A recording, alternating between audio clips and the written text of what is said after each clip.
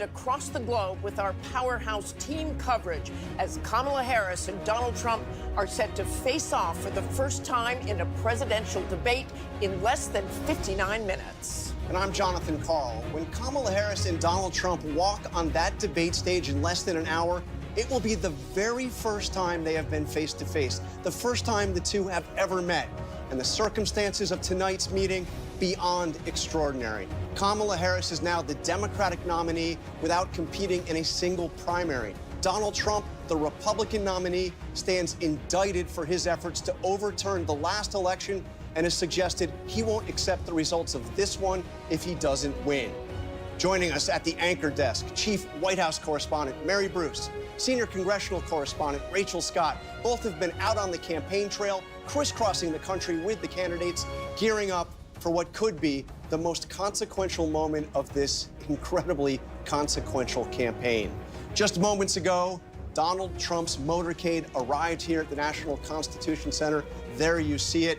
Donald Trump's plane touching down in Philadelphia less than 2 hours ago. Kamala Harris arriving yesterday after spending days hunkered down in debate prep in Pittsburgh. Both campaigns have been here over the past few hours to get a first-hand look at that debate stage. And Mary, Kamala Harris has been preparing for this for weeks. Intensely preparing. She even went so far as to set up a mock debate stage, that stage there that she is about to walk out on, full with TV lights, doing these mock rehearsals. And she's also been turning to Hillary Clinton. I'm told that they have spoken in the last week. She turned to a lot of Clinton's advisors, those who prepped her for her face-offs with Trump, even one who embodied the role of Donald Trump in those rehearsals, even dressing like the former president. Her goal here tonight on that stage is to really reintroduce herself to voters, remind them of her proposals and her policies, and then to pivot and go on the attack. She wants to remind voters of what Donald Trump stands for, what his administration might look like a second go-round. And yes, she is also going to try and get under his skin, to needle him a bit. The challenge for her will be to bait him without getting baited herself. Both candidates have been here looking at that debate stage, but I have to say, Rachel, Trump seemed to spend a lot of time looking at all the angles, the camera angles. He has been preparing as well. Yeah, this is a former president who is keenly aware of image. And despite his advisors insisting he doesn't need any debate prep, the former president, I am told, is taking this very seriously. He knows just how consequential this debate, this moment could be. Also with him during that walkthrough on the debate stage, former Congresswoman Tulsi Gabbard. You may remember she challenged Harris on the debate stage back in 2019. When she was a Democrat running for president. When she was a Democrat running for president, now an independent who's supporting Donald Trump. She has been involved in these debate preparations. The big question, of course, tonight, which version of Donald Trump shows up? Is it the former president that stays on message, or is it the former president that's on the attack? Well, you were on that debate stage. If he shows up on the attack, it's a very small, intimate stage. Small and intimate. They will be just 6 feet apart. It is the room where it's all going to be happening. The stage is set for tonight's debate. So let's take you inside of that room. I went inside the debate hall just right before the candidates arrived. Take a look. When these two candidates enter this debate hall, it will be their very first time coming face to face, and they'll be standing just 6 feet apart. No live studio audience to cheer them on, no campaign staff allowed in this room either. Donald Trump won the coin toss and decided to give the final word in this debate. Vice President Kamala Harris choosing the podium on the right side of the debate stage. The candidates' microphones will only be turned on when it is their turn to speak. They will have 2 minutes to answer each question, 2 minutes for a rebuttal, and just 60 seconds for any follow-up questions, which means they'll be paying close attention to this clock right here.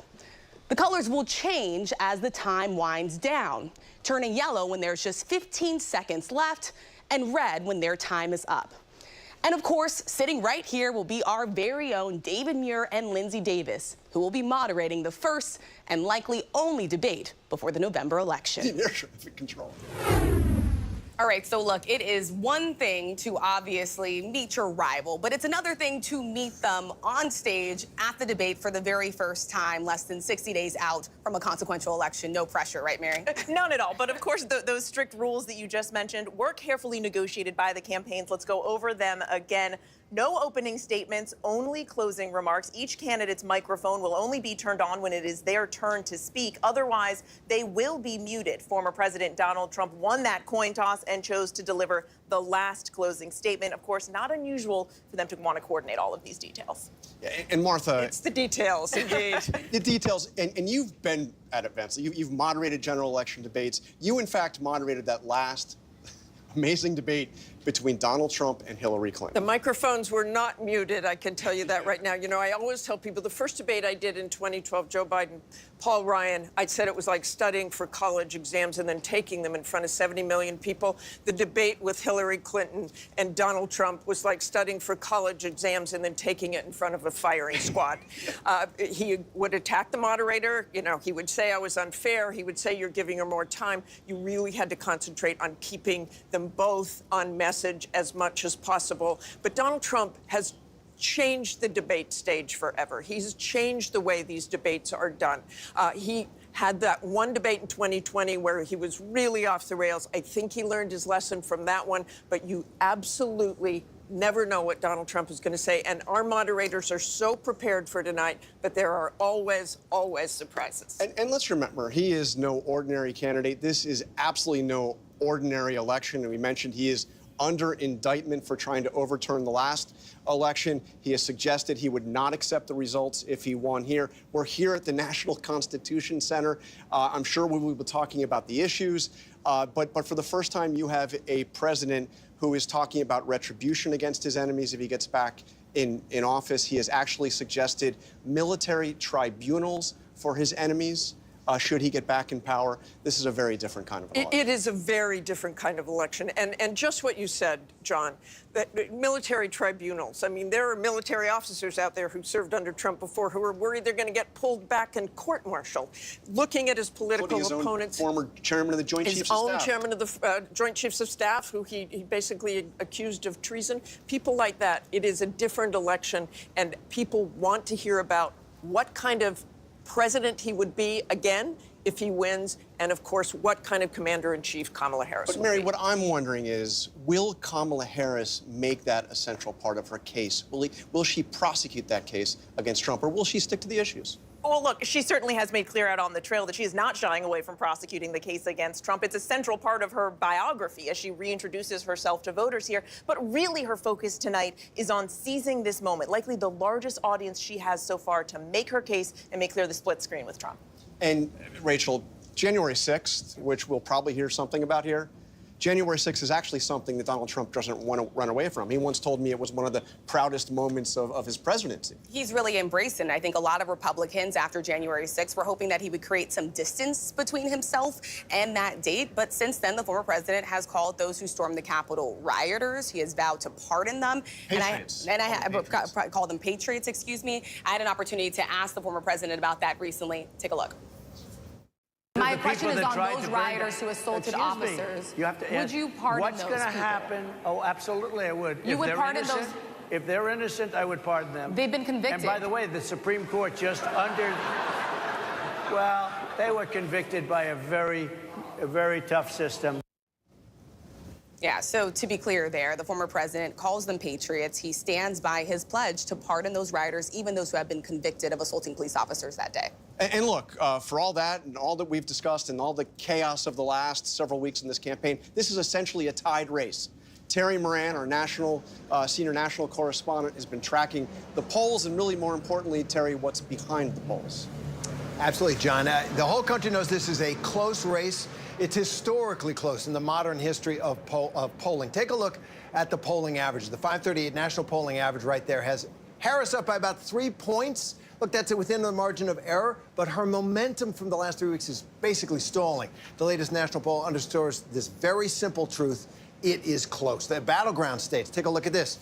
It could hardly be any closer there. Harris leading in 5 of the battlegrounds, but very narrowly, all within the margin of error. And one thing to keep in mind tonight, nearly a third of likely voters in these polls, they're telling pollsters that they believe they need to know more about Kamala Harris. Look at that. Donald Trump is one of the most famous men in the world, one of the most famous people in the world. People know what they think about Donald Trump. Kamala Harris, there's 30%, almost 28% in that poll, who don't know enough. That's an opportunity for her, also a challenge. John, Martha? No doubt. People know who Donald Trump is. Martha? Okay, coming up, the opponents have been on the attack. Tonight, the candidates will now be confronted with the biggest issues online: the economy, immigration, abortion, crime, foreign policy, and more when we come back.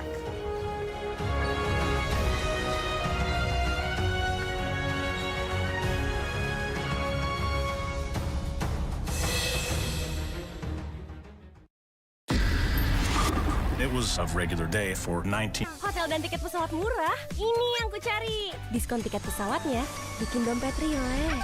Liburan jauh lebih murah se-Indonesia. Cuma di Agoda.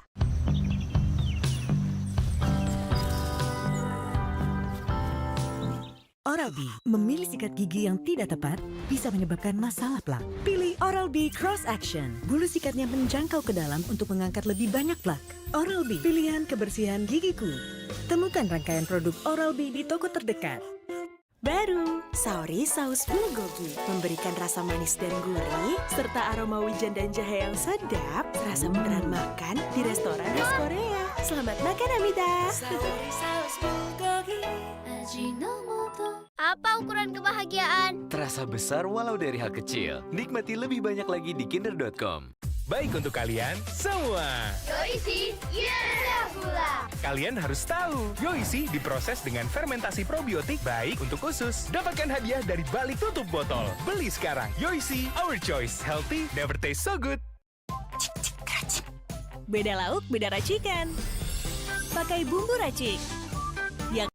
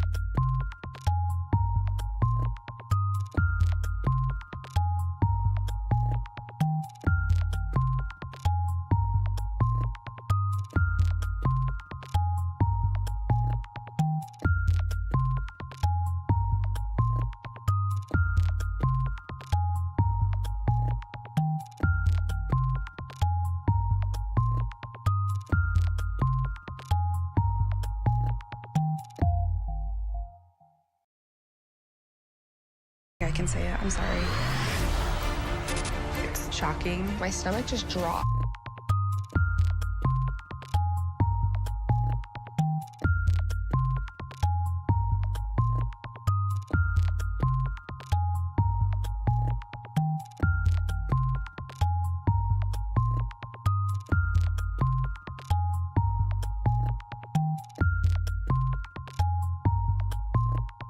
Streaming on Hulu.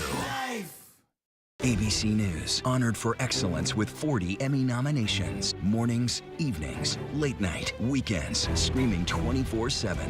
40 Emmy nominations. Thank you for making ABC News America's #1 news. When it matters most, America turns to David Muir and ABC's World News Tonight. Reporting from the Republican National Convention, I'm Lindsay Davis. Wherever the story is, we'll take you there. You're streaming ABC News Live. Welcome back. We're live at the National Constitution Center in Philadelphia ahead of the first presidential debate. Both nominees will define themselves tonight and lay out to voters where they stand on major issues that affect us all. #1 among them, the economy. So let's bring in our chief economics correspondent, Rebecca Jarvis from New York, with where things stand after inflation reached a 40-year high in 2022. Rebecca? Well, Martha, Trump's key advantage coming into tonight's debate is the economy. According to the latest numbers from Pew, 55% of voters say they are very or somewhat confident in Trump to make good decisions about economic policy, compared with 45% who say that about Harris. Harris has to walk a fine line tonight between owning the Biden economy while also differentiating her path forward. Inflation, as you just mentioned, Martha, it's come way down from that peak 9% to under 3% now.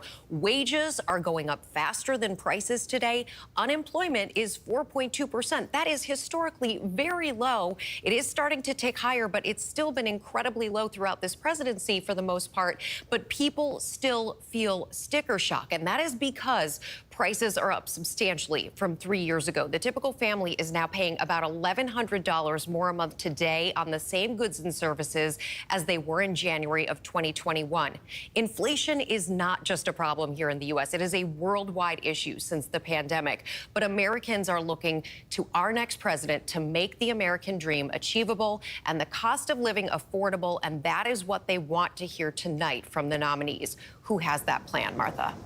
Thanks so much, Rebecca. It's something I hear from voters all over the country. That's what they want to talk about. That's what they want to hear. Kamala Harris knows that she is vulnerable on this. Yeah, and she knows that this is top of mind for so many of those voters and that she is walking this fine line, as Rebecca described. She's proud of her record with Joe Biden, the Bidenomics record, but she knows she has to build on that and make clear to voters what she would do differently, how she would make a difference in their actual wallets. It's one of the few policy areas that she's gone into the most detail of so far. She knows that she has to continue to make that argument. And Rachel, Donald Trump has just seized on this issue again and again, over and over. Again and again, and for good reason, because you just heard from Rebecca there. This is the single most important issue to voters, and he does have an edge on Vice President Kamala Harris in poll after poll. It's a big reason why his advisors want him to focus on the issues tonight, not the attacks. And the other issue where he has the huge advantage is the border security, immigration. So let's bring in Maria Villarreal down at the border in El Paso, Texas. Maria. Well, you know, John, as of right now, we have seen the encounter numbers declining since June. That is when we saw President Biden come in with that executive order, basically shutting down the border between the ports of entry. A lot of agents, a lot of law enforcement that I've been speaking with along the border, they say as of right now, things are quiet and manageable. And then you add to that the tighter asylum restrictions and then the summer heat, and things are considerably different than what we saw in places like El Paso, where we're standing right now, in comparison to what we saw last year, right? The thing about immigration is it is an unknown for most of America, and that generates a lot of fear in people, which is why this has become a very hot topic. When we saw Trump on the border in Arizona a few weeks ago, he laid out part of his plan talking about tighter restrictions and penalties as part of what he wants to do if he's elected. On the other side of it, we haven't heard much from Harris when it comes to her immigration plan, other than she would try and resurrect that border security bill that was torpedoed right now. Listen, we have talked to voters. They want facts, they want policy, they want strategy. John? And look, Trump's been taking a hard line on this issue for a long, long time, but an even harder line this time than when he first ran. Yeah, he is vowing mass deportations. And in a recent interview, he suggested that he would even use the National Guard and even the military to target. We're talking about 15 million to 20 million people, possibly. The last government estimate was 11 million migrants, which he hasn't necessarily explained exactly how this would be carried out, but it is one of the campaign promises that he makes over and over again at every single rally, John. And Kamala Harris defending her record. She's not the border czar. They call her the border czar. Yeah, and she knows tonight that she has to make clear to voters really what her role was here. She was not the border czar. She was never tasked with border security, as Trump has argued. She was put in charge of addressing the root causes of immigration. But it is certainly safe to say that they know this is a vulnerability for her. She is braced for those attacks to come tonight. Okay, another key issue, crime and safety, of course, top issue in the election. Chief Justice correspondent Pierre Thomas has been tracking this for us. Pierre, joining us from D.C., Donald Trump has been slamming Democrats and Kamala Harris over the issue of violent crime, saying that it is way on the rise. What is the reality here? John, here are the facts. Crime, particularly violent crime and gun violence, rose dramatically in Trump's final year in office. That increase continued in the first year of the Biden administration, but for the past 2 years, we've seen significant decreases, sometimes double-digit decreases in violent crime. Murder so far this year is down 17% in the nation's biggest cities. But no one's jumping for joy because gun violence is a chronic epidemic in this nation. And they're always flashing symbols that are painful reminders. And in just the past 7 days alone, we had a 14-year-old boy walk into a Georgia high school and allegedly kill 2 classmates and 2 teachers using an assault rifle. As we speak, there's a desperate manhunt in Kentucky to find the sniper who was shooting at people driving along a busy highway.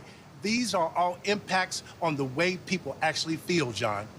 Yeah, whatever the global stats are, people are concerned about crime.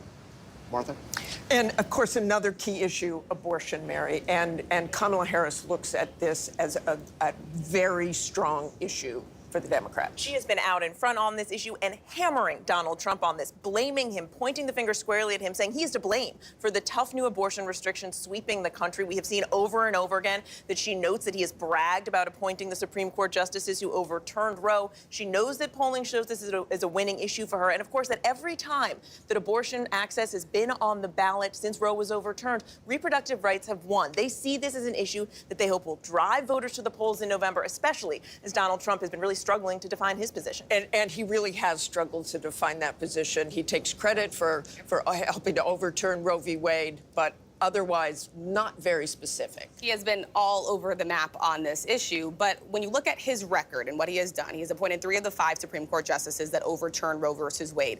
That cleared the way for 22 states to either ban or severely restrict access to abortion. But Trump has also said, even though he believes this should be a state's issue, he believes some states have gone too far. He thinks the 6-week abortion ban in Florida, for instance, his home state, has gone too far. He didn't like that abortion ban that almost went into effect in Arizona. This is important for 2 reasons. As Mary mentioned, it's going to be on the ballot in a number of states, including several battleground states. And this issue has won every single time, even in conservative states. Second reason why this is important, Donald Trump is losing ground when it comes to likely female voters against Vice President Kamala Harris. And a very, very important demographic. Coming up, both candidates hoping to make their case to voters in this critical debate, now less than 38 minutes away.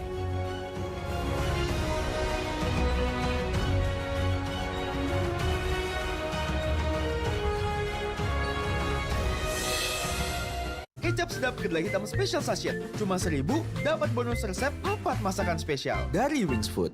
Di Alo Fresh, Mama belanjanya simple. Mama santai, belanjaan sampai. Alo Fresh. My Pertamina Tebar Hadiah kembali digelar.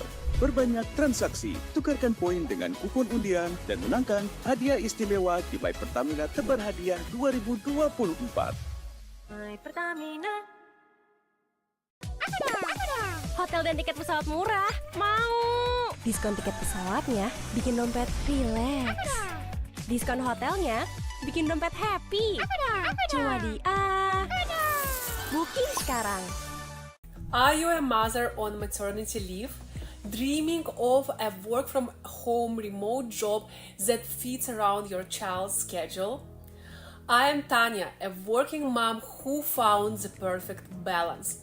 I work remotely with flexible hours, allowing me to be there for my child while building my career.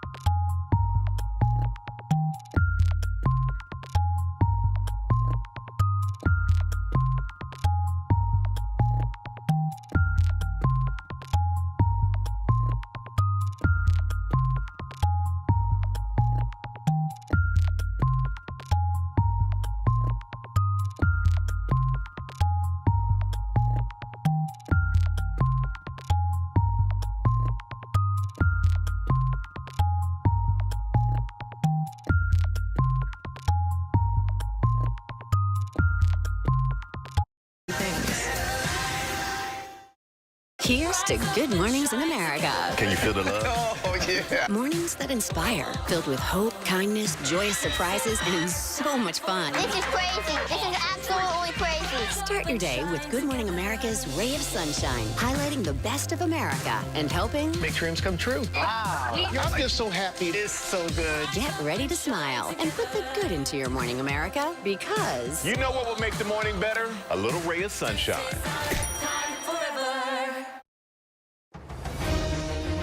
And welcome back. You are taking a live look right now at the spin room here in Philadelphia. Surrogates for each campaign will head there right after the debate, and more than 1,000 journalists will be there too. They are here covering the big night.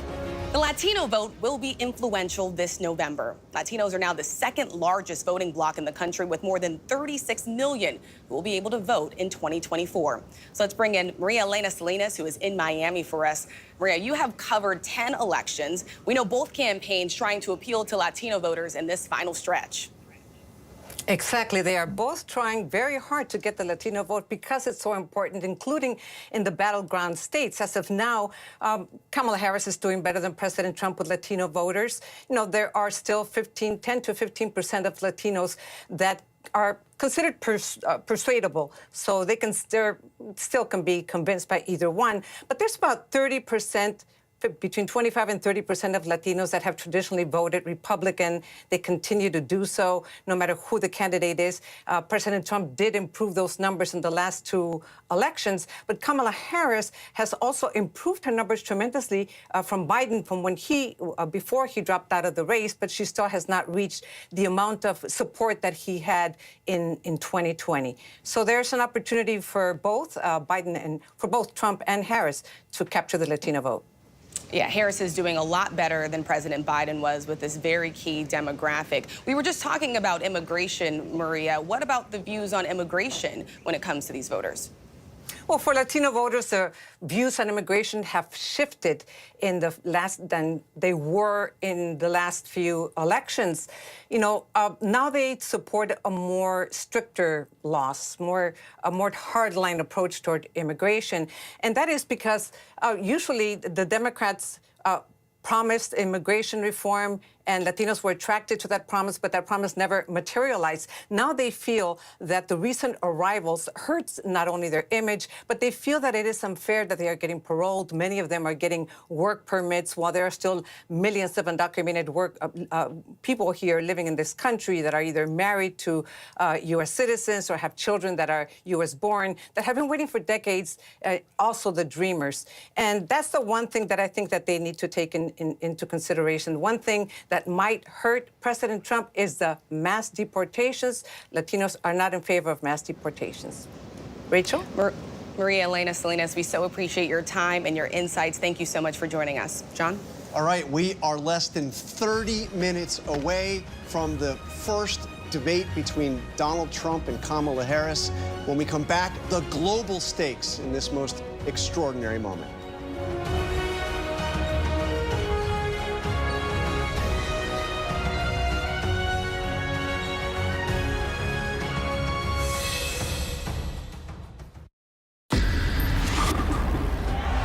It was Hypermart bikin kaget. 20 hari kaget diskon sampai 75%. Mau kaget lagi? Ada cashback terkaget 200.000 dan hadiah motor. Jangan lewatkan. 8 kali lebih all out bersihin muka. Poise Luminous Bright Micellar Water. Hotel dan tiket pesawat murah. Mau. Diskon tiket pesawatnya bikin dompet rileks. Diskon hotelnya bikin dompet happy. Cuma di booking sekarang. Kitela keripik tempe. Renyah. Kitela, rasa Indonesianya. Biasanya pasta gigi bersiwak nggak enak dan bikin mual. Sekarang kita pakai pasta gigi baru Barakat. Ini huruf apa, yo? Yuk rawat gigimu dengan Barakat baru. Pasta gigi dengan kandungan siwak lawan bakteri penyebab gigi berlubang plus green tea.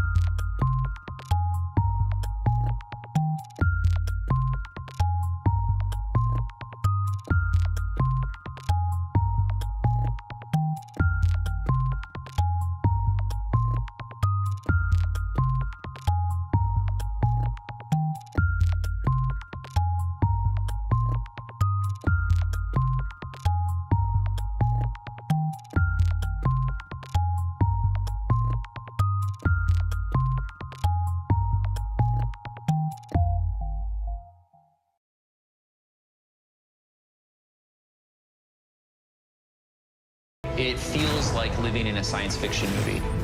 We just saw what no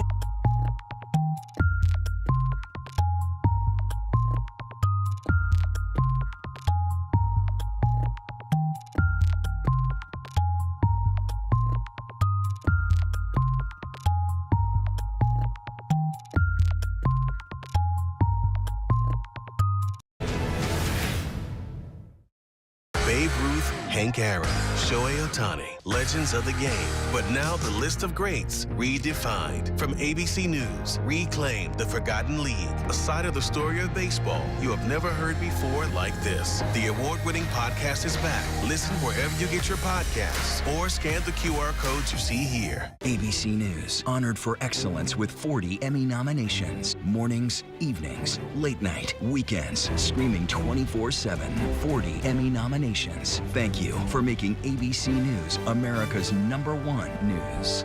You're watching America's #1 streaming news. Live reporting, breaking new exclusives. Keep streaming with ABC News Live.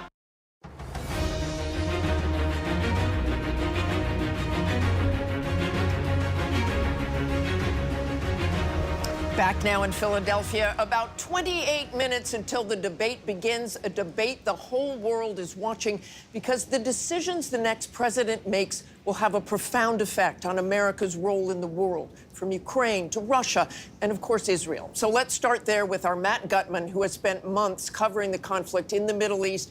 And, Matt, I know this debate is being watched very closely there.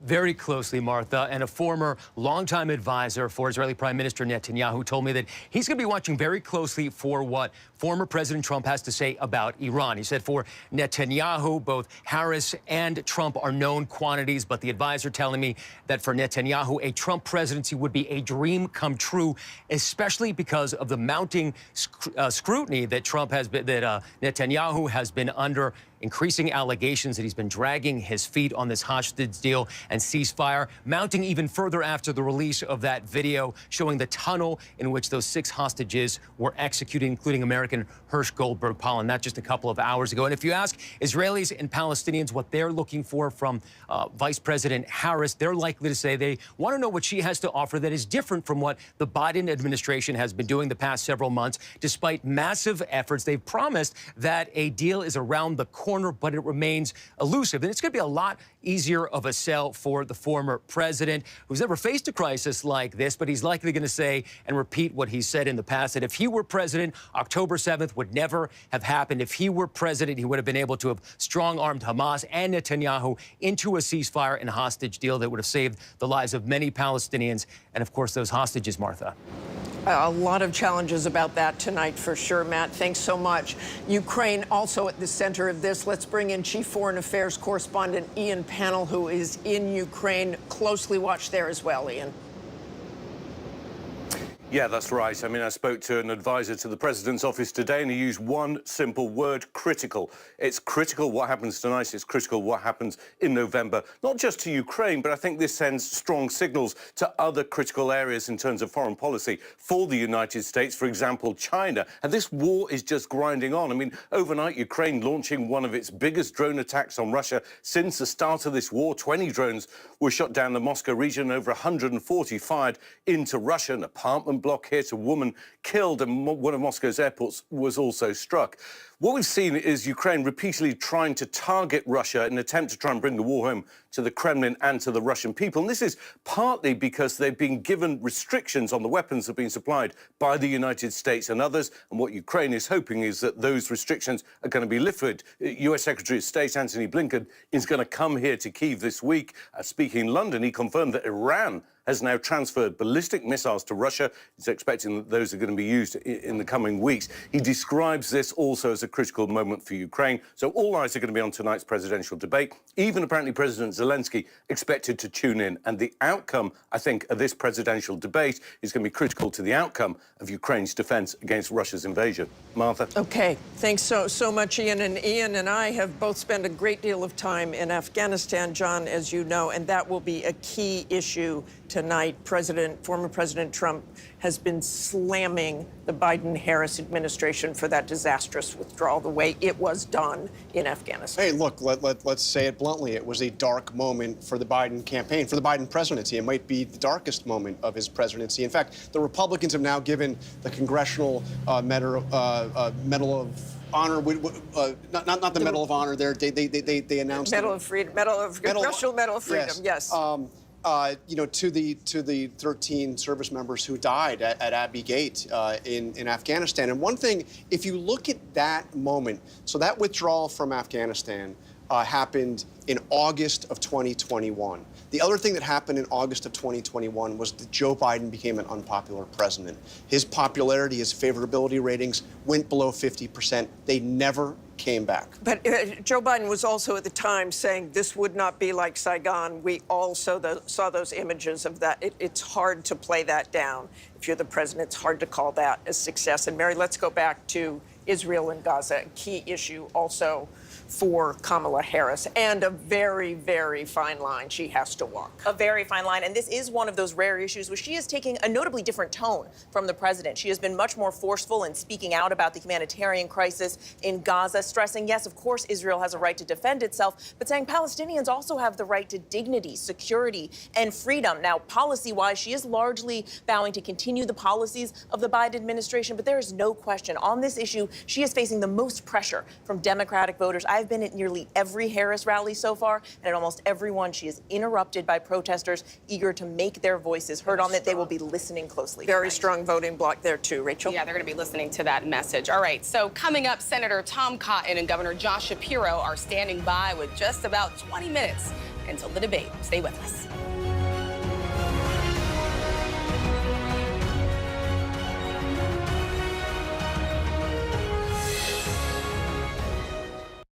Why do so many people start their day here? From ABC. Baru Men's Biore Bright Expert. Foam lembut dengan 5 kali vitamin B3. Cepat bersihkan noda hitam, muka auto cerah. Men's Biore, expertnya wajah cerah. Porsinya banyak, rasanya enak. Oh, enak banget.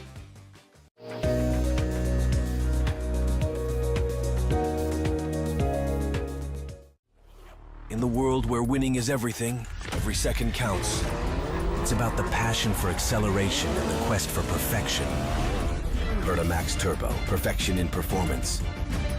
Vertamax Turbo, perfetto bro.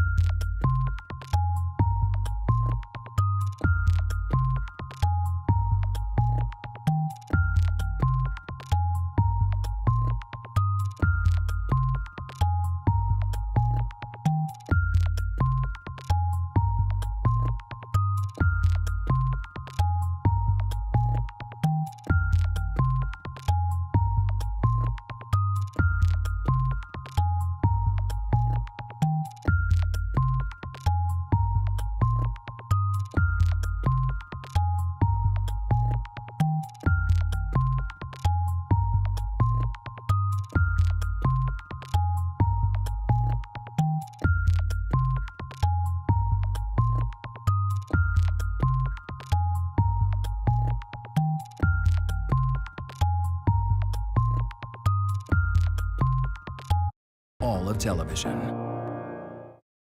First thing in the morning. There's a lot going on. We're still in a flash flood warning. To catch you up with what happened overnight. Clashing over national security. What's happening today? Tensions in the Middle East. What people are talking about. The worries on Wall Street. Fast, straightforward. With some fun in between. Catching up on sleep during the weekend could be good for your heart. Non-alcoholic bars are popping up in a growing number of cities. That's the spirit. America This Morning. America's #1 early morning news. On ABC News Live. More Americans choose ABC News, America's #1 news source. And there you see the debate stage here in Philadelphia. The debate now less than 20 minutes away. And we are joined on behalf of the Trump campaign by Arkansas Senator Tom Cotton. Senator Cotton, thanks a lot for being. We only have a couple minutes. This debate's about to get underway. But I wanted to ask you, which Donald Trump do you think is going to show up tonight? You know him well. Is it going to be the Donald Trump that is going to be making personal attacks, insulting Kamala Harris, or is it going to be the Donald Trump that's going to focus on his issues? John, I think you're going to see the Donald Trump who's president for 4 years, who has a clear record. This campaign is unusual. We don't have a candidate running for office for the first time. The American people remember what it was like under President Trump. We had stable prices, rising wages, a secure border, and peaceful, stable relations around the world. Under Kamala Harris and Joe Biden, we've had record high inflation. We've had a wide open border. We've had war breaking out everywhere. The American people are going to remember after tonight that times were good under Donald Trump, and they want another 4 years of President Trump back in the White House. And we noticed he was spending a lot of time looking at the angles, studying the debate stage. He does know the television of this as well. Well, he does, but I think the style and the debate stage and the lighting and all that is going to be secondary in the minds of most voters, especially those trying to make up their minds to what they hear from the two candidates about their record. People remember that with Donald Trump, they had good times, they had rising wages, they had stable prices, we had peace and stability. And with Kamala Harris, a dangerous San Francisco liberal, and Joe Biden in the White House, we've had none of that. So I think it's going to be a clear contrast between President Trump and Kamala Harris tonight, and the American people, starting tonight and over the next 8 weeks, are going to make the decision that they want President Trump back in the White House. All right, there's Senator Cotton with one side of this debate, very sharply worded. Mary, the other side. For the other side now, Pennsylvania Governor Josh Shapiro joins us, of course, a key surrogate for the Harris campaign. You heard Senator Cotton there. He says that voters know who Donald Trump is. You've seen the polling. A large slice of voters say they simply don't know enough about the vice president. Is this her last best chance to reach out to those critical voters, show them who she really is, what she stands for? Look, I'm not sure what world Senator Cotton was living in, but when Donald Trump was in charge, the only thing we had more of in this country was more chaos. And I think under Kamala Harris, you're going to see someone who's compassionate, who cares deeply about the welfare of all Americans, no matter what they look like, where they come from, who they love, who they pray to. An economic message that lifts people up instead of shutting out the middle class. I expect you'll see Kamala Harris speak not only about her strong track record, but her strong vision for the nation and prosecute the case effectively against Donald Trump tonight. You mentioned the case against Trump. What about Joe Biden? You know, how does she go about building off of their record, but making clear to voters who are concerned that she won't just be Biden 2.0? Well, serving as Joe Biden's vice president made her fit and ready to serve on day one. I think it's important that we examine Kamala Harris's positions, her vision, the things she wants to do for this nation. Elections are about the future, and Kamala Harris's vision for the future is a stark contrast to the dangerous vision of the future that Donald Trump has, one of less freedom and more chaos under Donald Trump. We will see how it unfolds on the debate stage. Governor Shapiro, thank you so much.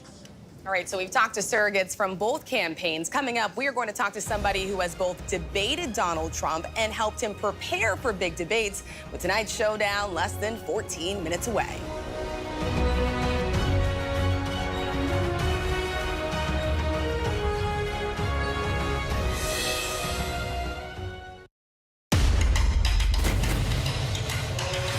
This is Impact by Nightline.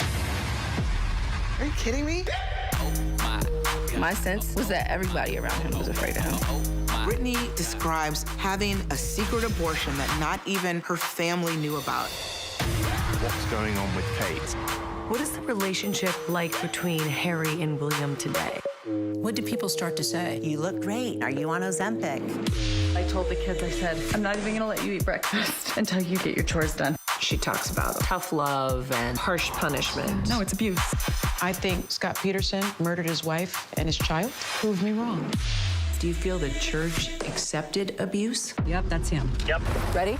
Does your church protect sexual predators? How do you top the most watched season yet? Fabulous. It's a bit erratic, a bit exotic. You have no idea. Impact by Nightline. The all-new season premieres this September, only on Hulu. Whenever, wherever news breaks, it's so important to always remember that lives are changed. Here in London, in Buffalo, Uvalde, Texas, Edinburgh, Scotland. Reporting from Rolling Fork, Mississippi. Ukrainian refugees here in Warsaw. We're heading to a small community outside of Mexico City. Getting you behind the stories as they happen. ABC News Live Prime. We'll take you there. Stream ABC News Live weeknights wherever you stream your news. Only on ABC News Live. First thing in the morning. There's a lot going on. We're still in a flash flood warning. To catch you up with what happened overnight. Clashing over national security. What's happening today? Tensions in the Middle East. What people are talking about. The worries on Wall Street. Fast, straightforward. With some fun in between. Catching up on sleep during the weekend could be good for your heart. Non-alcoholic bars are popping up in a growing number of cities. That's the spirit. America This Morning. America's #1 early morning news. On ABC News Live. If you were coming of age in the 1980s, the Brat Pack was near the center of your cultural awareness. But for those of us experiencing it from the inside, the Brat Pack was something very different. The critics agree. Hated the Brat Pack. What a disaster. Why did we take it as an offense? Andrew? I'm not going to say we were the Beatles or anything. Well, we didn't fill Shea Stadium. 1985? I think we could have. Betrayal is one of the hardest types of trauma to overcome. This is her knight in shining armor. Everything felt right. All of a sudden, I found this hidden folder. I opened it. I don't think I can say it. I'm sorry. It's shocking. My stomach just dropped. He just really didn't think I had it in me to do something. So I did. Betrayal, A Father's Secret, the all-new season on Hulu. More Americans choose ABC News, America's #1 news source. Here's to good mornings in America. Mornings that inspire, filled with hope, kindness, joyous surprises, and so much fun. Start your day with Good Morning America's Ray of Sunshine, highlighting the best of America. Get ready to smile and put the good into your morning, America. You know what will make the morning better? A little ray of sunshine. Reporting from the 2024 Democratic National Convention in Chicago, I'm Kira Phillips. Wherever the story is, we'll take you there. You're streaming ABC News Live. Welcome back. If you're just joining us, I'm Martha Raddatz. We're live from Philadelphia at the National Constitution Center, the site of tonight's debate, now about 10 minutes away. And I'm Jonathan Carl here with Mary Bruce and Rachel Scott. The candidates are just off the stage, ready to walk out. They are in their hold rooms, just minutes from making that walk. Martha, you have been backstage at this moment. What's it like? Well, it's stressful, but it's also that time you just say, this is go time. You get in your zone. I'm sure the nominees, the candidates right now are thinking the same thing. They've studied. They're going to go out, open the curtain. All right, well, then let's bring somebody in who has been there both debating Donald Trump and helping him prepare for general election debates, the former governor of New Jersey, Chris Christie. So Chris, you've helped prepare Trump for this moment several times. He says he doesn't prepare, but he actually does. Bring us into that room right now. What's going on with Donald Trump? Well, look, at this point, he's in the worst hour of his prep, because you just have to sit there and wait for the time to come, and they make you get there early. And so he is there. He's not really being spoken to. You know, a little small talk here and there, but nobody's trying to give him any kind of clues. So let me ask you the question. Yeah, let me ask you the question I tried to ask Tom Cotton. He didn't exactly give me an answer, but you will. Which Trump is going to show up tonight? You know what I mean by that. Which Trump? I think at the beginning of the debate, the Trump who will show up will be the calmer Donald Trump. He knows inherently after the 2020 first debate against Joe Biden that the other Donald Trump is not the one that's a winning formula. The question's going to be, will he be able to continue to maintain that approach through questioning by David and Lindsey and through any comments that Vice President Harris makes in his direction? And that'll be the key to how he performs tonight. And you and I were talking, you helped prepare him for those 2016 debates against Hillary Clinton.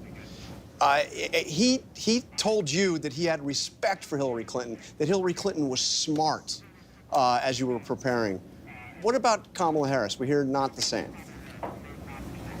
Well, certainly he's not saying that publicly in any way. And I can tell you that in 2016, he would regularly say during the many debate prep sessions that we had with him that Hillary Clinton was smart, that she was a good debater, that she was not to be taken lightly. And I don't think there was ever a moment in 2016 where he took her lightly. I do think he took Joe Biden lightly in 2020. And clearly during the prep sessions that I had with him, it was very, very difficult to get him to focus on what Joe Biden might or might not do in that first debate. And I think his performance in part reflected that. So the question's going to be, is what he's saying publicly what he really believes? We know that often with Donald Trump, that's performance. But I will tell you that in his 2016 prep, he was serious about getting ready for Hillary Clinton. In his 2020 debate prep, he was completely unserious about getting ready for Joe Biden. I think performances in both those debates reflected that approach. All right, Chris Christie, you'll be watching with us. Martha? And we have about 6 minutes left before the debate, so let's bring in Donna Brazil, formerly of the DNC, and Reince Priebus, the RNC. Welcome to both of you. And Donna, let's start with you. You have said that Kamala Harris has to own the future, but she also has to own the past. So how does she do this? It's quite easy. Because I do believe that in talking about the future, you draw from your past. You draw from your past experiences. She draws from how she was raised, the values that was instilled in her as a young lady. Look, she is steady on her feet, still in her resolve, and tonight she should talk to the American people, sit in their living rooms, go to their kitchen table and say, look, I have some ideas that I want to share with you. There's so much that we have done together over the last 4 years, but here's what I think we can do together over the next 4 years. Be positive in her approach and really remind the American people that we don't want to go back to the chaos and the confusion, the disaster that made, of course, the American people go out in droves in 2020 to fire the former president. Say, I want to be a president that lead all Americans. I want to keep us strong and secure, and here's the plan that I want to share with you tonight. And Donna, I of course meant Biden. She has to own up to the Biden administration's any mistakes they made too, and Donald Trump is going to go after her on that. You know, Martha, they made mistakes. Donald Trump and Mr. Pence made mistakes. But you know what? If we focus on our mistakes, we won't focus on all of the good things that we could do together as Americans. I do believe there's something to say about people who are now able to work. The people who can buy their insulin without paying over $1,000, $35. There's so much good that she can talk about from the visits that she's made to small towns across this country, large cities across the country. Bring us together. The American people want to be led into the future, not dragged back to another era. And Reince, I want your thoughts on, you've also prepped Donald Trump for debates back in 2016, I believe. What Donald Trump do you think we'll see tonight? Can he be disciplined about talking about policies and what kind of president he will be? Well, he certainly can be. I mean, the reality is Donald Trump doesn't have a lot to lose tonight. I mean, his support has always been almost unmovable. So The second piece is the honeymoon, I think, is over for Kamala Harris. And you all kind of touched on it with Donna. Kamala Harris has to answer for the state of the economy that she took a role in the Biden administration, the border, you know, her past positions on decriminalizing the border, decriminalizing certain drugs, what her role was in Afghanistan. So really, the spotlight is on Kamala Harris tonight because she played a role in the Biden administration. She wants to act like she's not an incumbent. So this is where the focus is going to be. And she's got a lot to answer for tonight. And I think that's where Donald Trump's focus will be and where it actually should be tonight. Well, one of the things he wants to do is have female voters look at him. How does he attract female voters after saying things about Kamala Harris? And we'll see how he pronounces that tonight. Things he said about Kamala Harris, that she's dumb as a rock. That's not really going to attract female voters, is it? Yeah, no, it won't. But I also think that just like he did in the first debate against Joe Biden, I think the formula here is to constantly tie Kamala Harris to the Biden administration, which is where Trump is winning against her on the economy, inflation, and all these other problems that we're having, and then sit back and let her talk. Let her explain herself, her past positions, current positions. How does she feel about how Biden has done on the economy? How does she feel about the border? Then turn it over and let her talk. Okay, thanks so much for joining us tonight, Donna and Reince. We're all staying tuned. Can't wait. And I have to say, as we are just less than 2 minutes away, this is such an extraordinary moment, and especially, Rachel, when you consider that these two people that have been the center of our lives for the last 2 months have never met each other. Have never even met each other. And Harris said, if you got something to say it to my face. The question tonight, does Donald Trump actually go there? He's questioned her racial identity, he's questioned her intelligence as well, or does he stick to the issues? Look, this is the largest audience they're likely going to have in this race. It will be interesting to see if Harris can make clear the stark choice before voters. And where does she decide to land her punches? She can punch hard. Can she do that while rising above the needling coming her way? But first and foremost, are we going to see a handshake when the two of them meet for the first time? We didn't back in 2016 when I did that debate. We'll stand by to see that tonight. But the first time, side to side, together. And I have my doubts that we're going to see that handshake, but what we are going to see is a spirited debate and perhaps the most consequential general election debate we have ever seen, because almost certainly going to be the last one. So with the stakes so high, the presidential debate just moments away, we have the entire news division keeping an eye on everything. We are going to be fact-checking on our live blog. It's all going to be happening right here. The debate now just 10 seconds away, and we will be back with our post-game show as soon as it's over. We are going to toss it right now to David Muir and Lindsay Davis. Tonight, the high-stakes showdown here in Philadelphia between Vice President Kamala Harris and former President Donald Trump. Their first face-to-face meeting in this presidential election, their first face-to-face meeting ever. A historic race for president upended just weeks ago. President Biden withdrawing after his last debate. Donald Trump now up against a new opponent. The candidates separated by the smallest of margins, essentially tied in the polls nationally and in the key battlegrounds, including right here in Pennsylvania, all still very much in play. The ABC News presidential debate starts right now. This is an ABC News special. The most consequential moment of this campaign. Kamala Harris. Together, we will chart a new way forward. Donald Trump. We will soon be a great nation again. Face to face. Historic. The ABC News presidential debate. Here now, David Muir and Lindsay Davis. Good evening, I'm David Muir, and thank you for joining us for tonight's ABC News presidential debate. We want to welcome viewers watching on ABC and around the world tonight.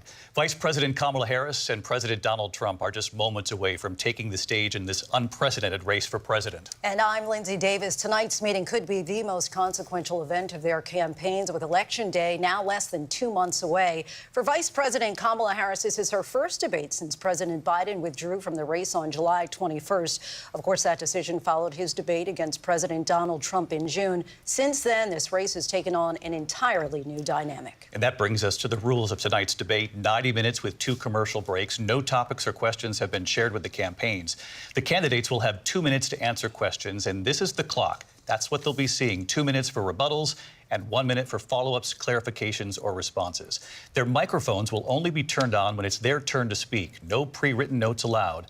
There is no audience here tonight in this hall at the National Constitution Center. This is an intimate setting for two candidates who have never met. President Trump won the coin toss. He chose to deliver the final closing statement of the evening. Vice President Harris selected the podium to the right. So let's now welcome the candidates to the stage. Vice President Kamala Harris and President Donald Trump.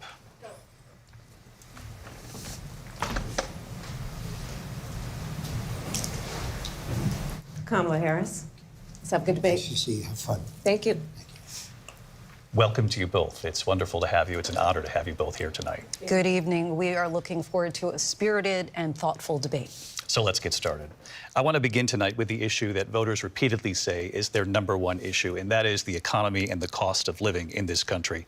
Vice President Harris, you and President Trump were elected 4 years ago, and your opponent on the stage here tonight often asks his supporters, are you better off than you were 4 years ago? When it comes to the economy, do you believe Americans are better off than they were 4 years ago? So I was raised as a middle-class kid. And I am actually the only person on this stage who has a plan that is about lifting up the middle class and working people of America. I believe in the ambition, the aspirations, the dreams of the American people. And that is why I imagine and have actually a plan to build what I call an opportunity economy. Because here's the thing. We know that we have a shortage of homes and housing, and the cost of housing is too expensive for far too many people. We know that young families need support to raise their children, and I intend on extending a tax cut for those families of $6,000, which is the largest child tax credit that we have given in a long time, so that those young families can afford to buy a crib, buy a car seat, buy clothes for their children. My passion, one of them, is small businesses. My mother raised my sister and me, but there was a woman who helped raise us. We call her our second mother. She was a small business owner. I love our small businesses. My plan is to give a $50,000 tax deduction to start up small businesses, knowing they are part of the backbone of America's economy. My opponent, on the other hand, his plan is to do what he has done before, which is to provide a tax cut for billionaires and big corporations, which will result in $5 trillion to America's deficit. My opponent has a plan that I call the Trump's sales tax, which would be a 20% tax on everyday goods that you rely on to get through the month. Economists have said that Trump sales tax would actually result for middle-class families in about $4,000 more a year because of his policies and his ideas about what should be the backs of middle-class people paying for tax cuts for billionaires. President Trump, I'll give you 2 minutes. First of all, I have no sales tax. That's an incorrect statement. She knows that.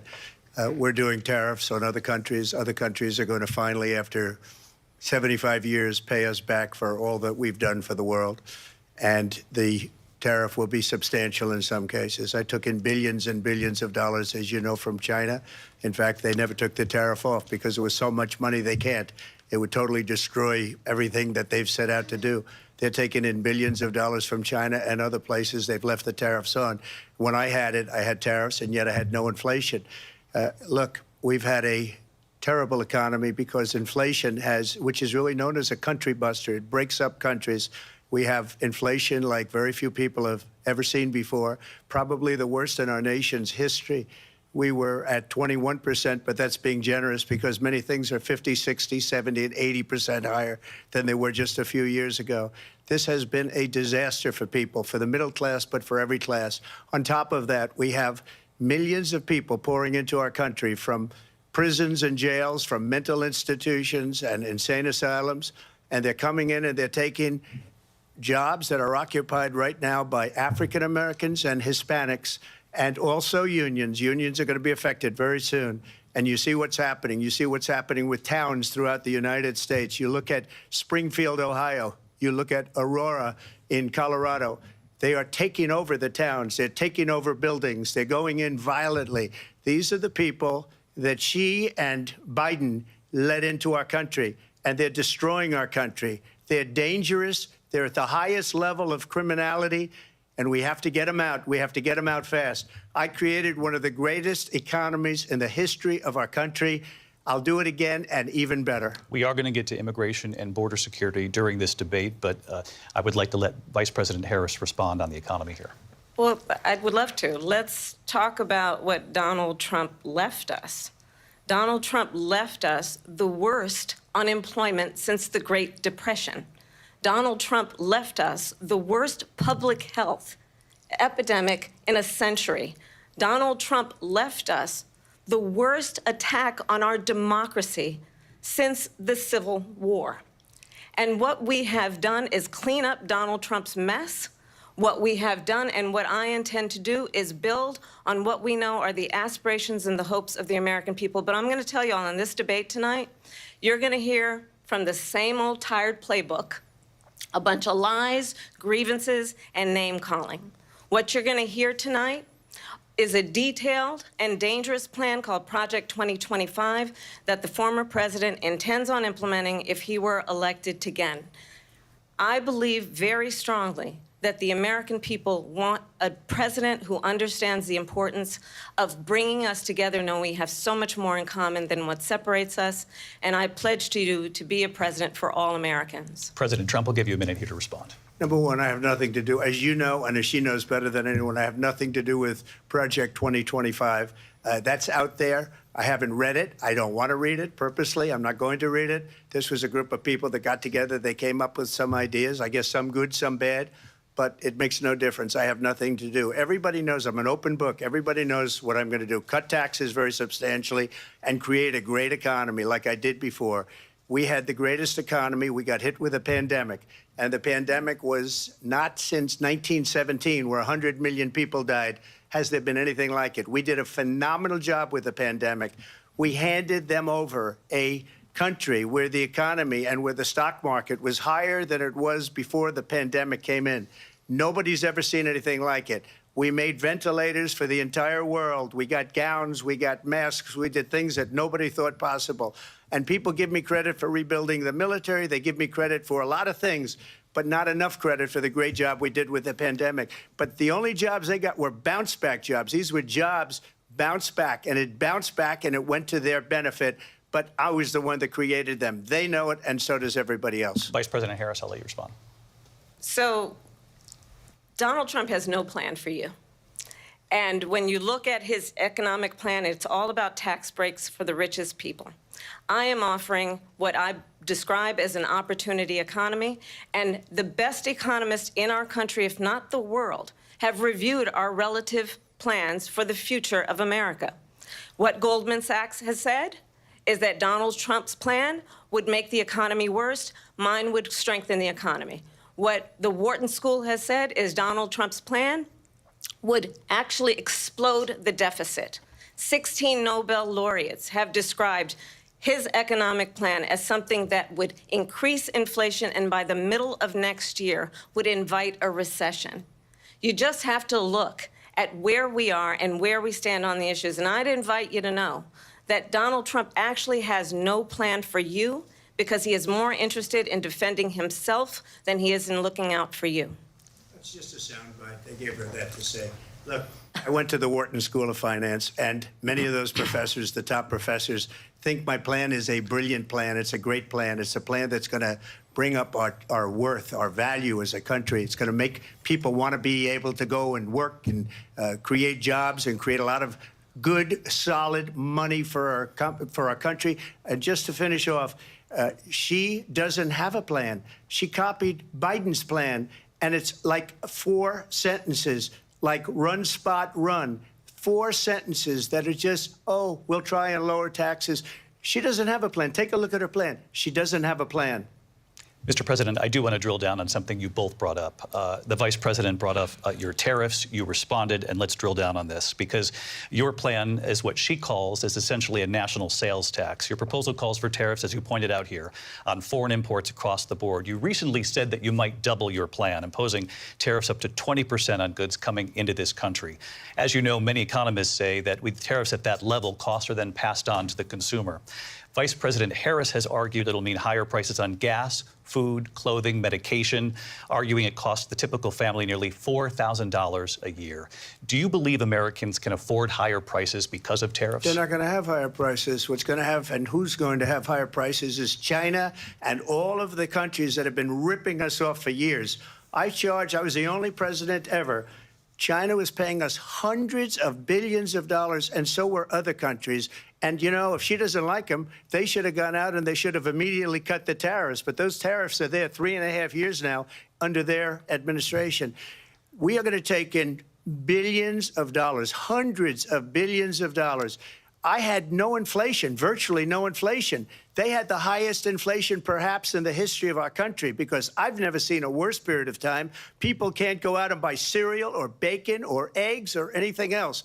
The people of our country are absolutely dying with what they've done. They've destroyed the economy. And all you have to do is look at a poll. The polls say 80 and 85 and even 90% that the Trump economy was great, that their economy was terrible. Vice President Harris, I do want to ask for your response, and you heard what the president said there, because the Biden administration did keep a number of the Trump tariffs in place. So how do you respond?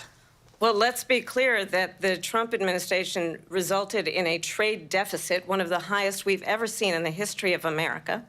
He invited trade wars. You want to talk about his deal with China? What he ended up doing is, under Donald Trump's presidency, he ended up selling American chips to China to help them improve and modernize their military, basically sold us out, when a policy about China should be in making sure the United States of America wins the competition for the 21st century, which means focusing on the details of what that requires, focusing on relationships with our allies, focusing on investing in American-based technology so that we win the race on AI, on quantum computing, focusing on what we need to do to support America's workforce so that we don't end up having, on the short end of the stick, in terms of workers' rights. But what Donald Trump did, let's talk about this, with COVID, is he actually thanked President Xi for what he did during COVID. Look at his tweet.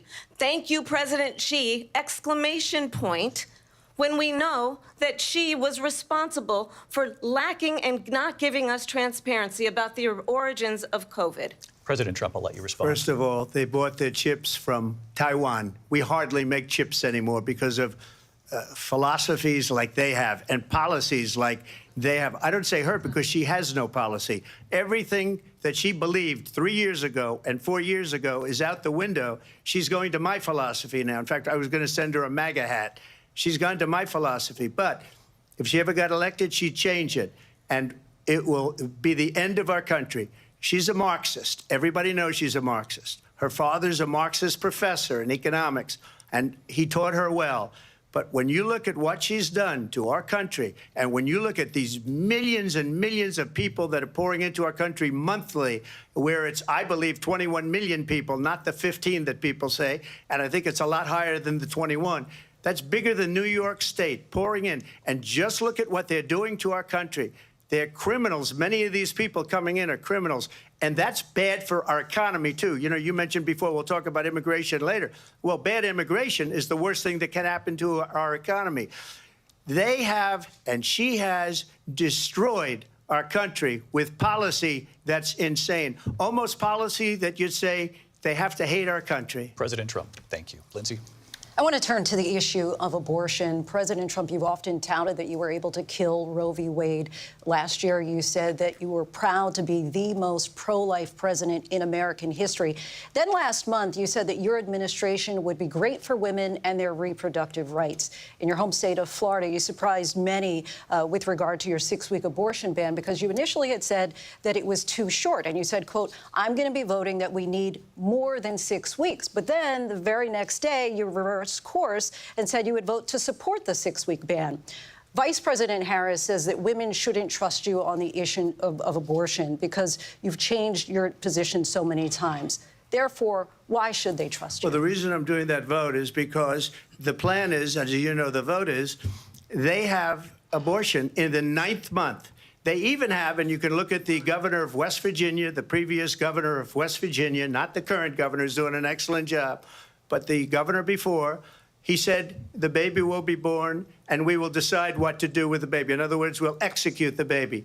And that's why I did that, because that predominates, because they're radical. The Democrats are radical in that. And her vice presidential pick, which I think was a horrible pick, by the way, for our country, because he is really out of it. But her vice presidential pick says abortion in the 9th month is absolutely fine. He also says execution after birth. It's an execution, no longer abortion, because the baby is born, is okay. And that's not okay with me, hence the vote. But what I did is something for 52 years. They've been trying to get Roe v. Wade into the states. And through the genius and heart and strength of 6 Supreme Court justices, we were able to do that. Now, I believe in the exceptions for rape, incest, and life of the mother. I believe strongly in it. Ronald Reagan did also. 85% of Republicans do. Exceptions. Very important. But we were able to get it, and now states are voting on it. And for the first time, you're going to see, look, this is an issue that's torn our country apart for 52 years. Every legal scholar, every Democrat, every Republican, liberal, conservative, they all wanted this issue to be brought back to the states where the people could vote. And that's what happened. Now, Ohio, the vote was somewhat liberal. Kansas, the vote was somewhat liberal, much more liberal than people would have thought. But each individual state is voting. It's the vote of the people now. It's not tied up in the federal government. I did a great service in doing it. It took courage to do it. And the Supreme Court had great courage in doing it. And I give tremendous credit to those 6 justices. There is no state in this country where it is legal to kill a baby after it's born. Madam Vice President, I want to get your response to President Trump. Well, as I said, you're going to hear a bunch of lies, and that's not actually a surprising fact. Let's understand how we got here. Donald Trump hand-selected 3 members of the United States Supreme Court with the intention that they would undo the protections of Roe v. Wade. And they did exactly as he intended. And now in over 20 states, there are Trump abortion bans, which make it criminal for a doctor or nurse to provide health care. In one state, it provides prison for life. Trump abortion bans that make no exception even for rape and incest, which understand what that means. A survivor of a crime of violation to their body does not have the right to make a decision about what happens to their body next. That is immoral. And one does not have to abandon their faith or deeply held beliefs to agree. The government, and Donald Trump certainly, should not be telling a woman what to do with her body. I have talked with women around our country. You want to talk about this is what people wanted? Pregnant women who want to carry a pregnancy to term, suffering from a miscarriage, being denied care in an emergency room because the healthcare providers are afraid they might go to jail, and she's bleeding out in a car in the parking lot. She didn't want that. Her husband didn't want that. A 12 or 13-year-old survivor of incest being forced to carry a pregnancy to term. They don't want that. And I pledge to you, when Congress passes a bill to put back in place the protections of Roe v. Wade, as President of the United States, I will proudly sign it into law. But understand, if Donald Trump were to be reelected, he will sign a national abortion ban. Understand, in his Project 2025, there would be a national abortion, a monitor that would be monitoring your pregnancies, your miscarriages. I think the American people believe that certain freedoms, in particular the freedom to make decisions about one's own body, should not be made by the government. Thank you, Vice President Harris. Well, there she goes again. It's a lie. I'm not signing a ban, and there's no reason to sign a ban, because we've gotten what everybody wanted. Democrats, Republicans, and everybody else, and every legal scholar wanted it to be brought back into the states, and the states are voting. And it may take a little time, but for 52 years, this issue has torn our country apart, and they've wanted it back in the states. And I did something that nobody thought was possible. The states are now voting. What she says is an absolute lie. And as far as the abortion ban, no, I'm not in favor of abortion ban, but it doesn't matter because this issue has now been taken over by the states. Would you veto a national abortion ban if it came to your desk? Well, I won't have to because, again, two things. Number one, she said she'll go back to Congress. She'll never get the vote. It's impossible for her to get the vote, especially now with the 50-50 and essentially 50-50 in both Senate and the House. She's not going to get the vote. She can't get the vote. She won't even come close to it. So it's just talk. You know what it reminds me of? When they said they're going to get student loans terminated, and it ended up being a total catastrophe. The student loans, and then her, I think probably her boss, if you call him a boss, he spends all his time on the beach.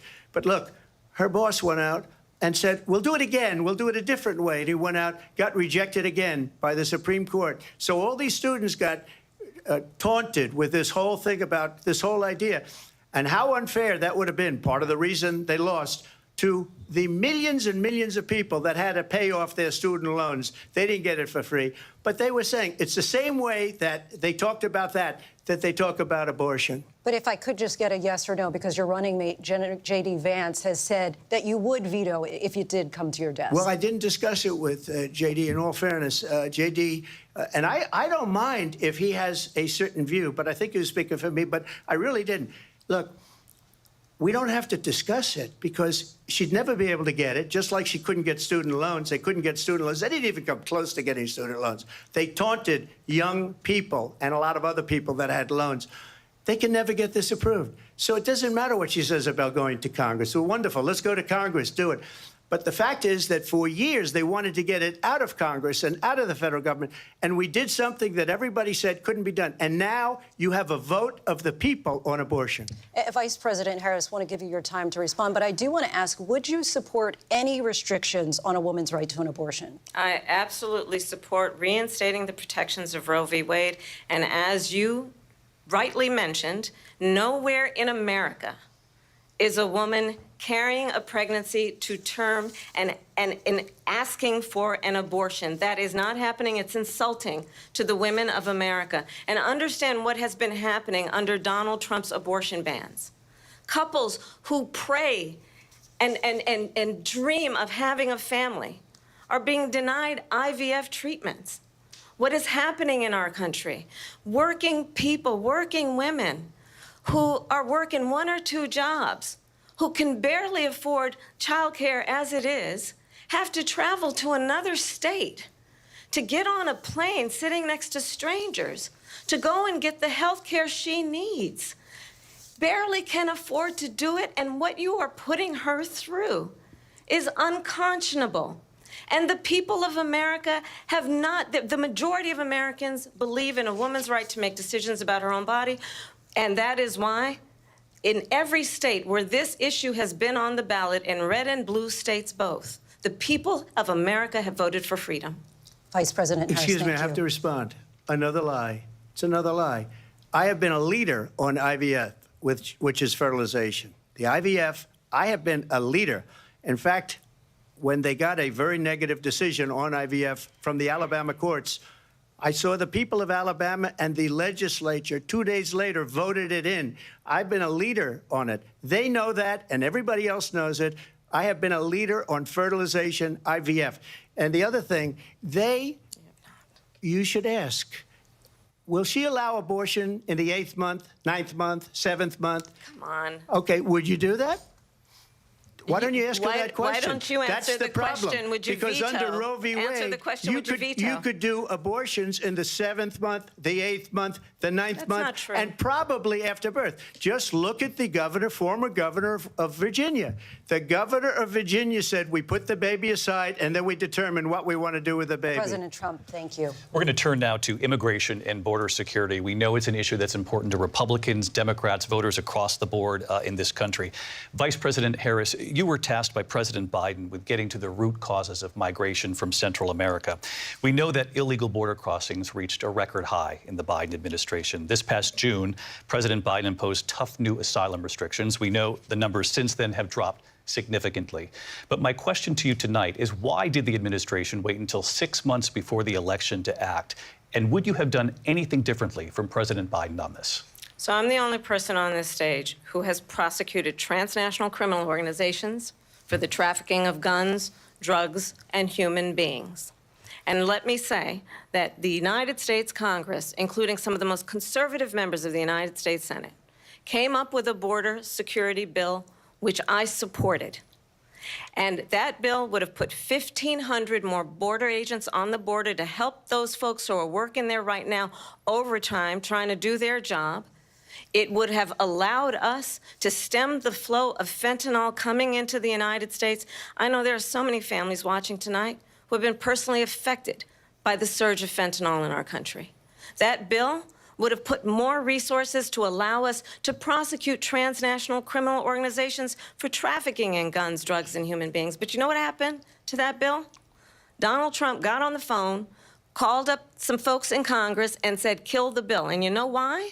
Because he'd prefer to run on a problem instead of fixing a problem. And understand, this comes at a time where the people of our country actually need a leader who engages in solutions, who actually addresses the problems at hand. But what we have in the former president is someone who would prefer to run on a problem instead of fixing a problem. And I'll tell you something, he's going to talk about immigration a lot tonight, even when it's not the subject that is being raised. And I'm going to actually do something really unusual, and I'm going to invite you to attend one of Donald Trump's rallies, because it's a really interesting thing to watch. You will see during the course of his rallies, he talks about fictional characters like Hannibal Lecter. He will talk about windmills cause cancer. And what you will also notice is that people start leaving his rallies early out of exhaustion and boredom. And I will tell you, the one thing you will not hear him talk about is you. You will not hear him talk about your needs, your dreams, and your desires.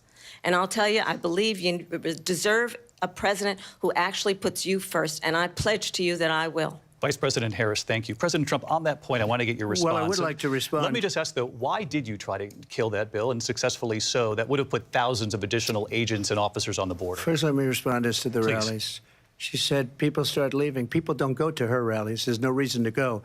And the people that do go, she's bussing them in and paying them to be there, and then showing them in a different light. So she can't talk about that. People don't leave my rallies. We have the biggest rallies, the most incredible rallies in the history of politics. That's because people want to take their country back. Our country is being lost. We're a failing nation. And it happened 3.5 years ago.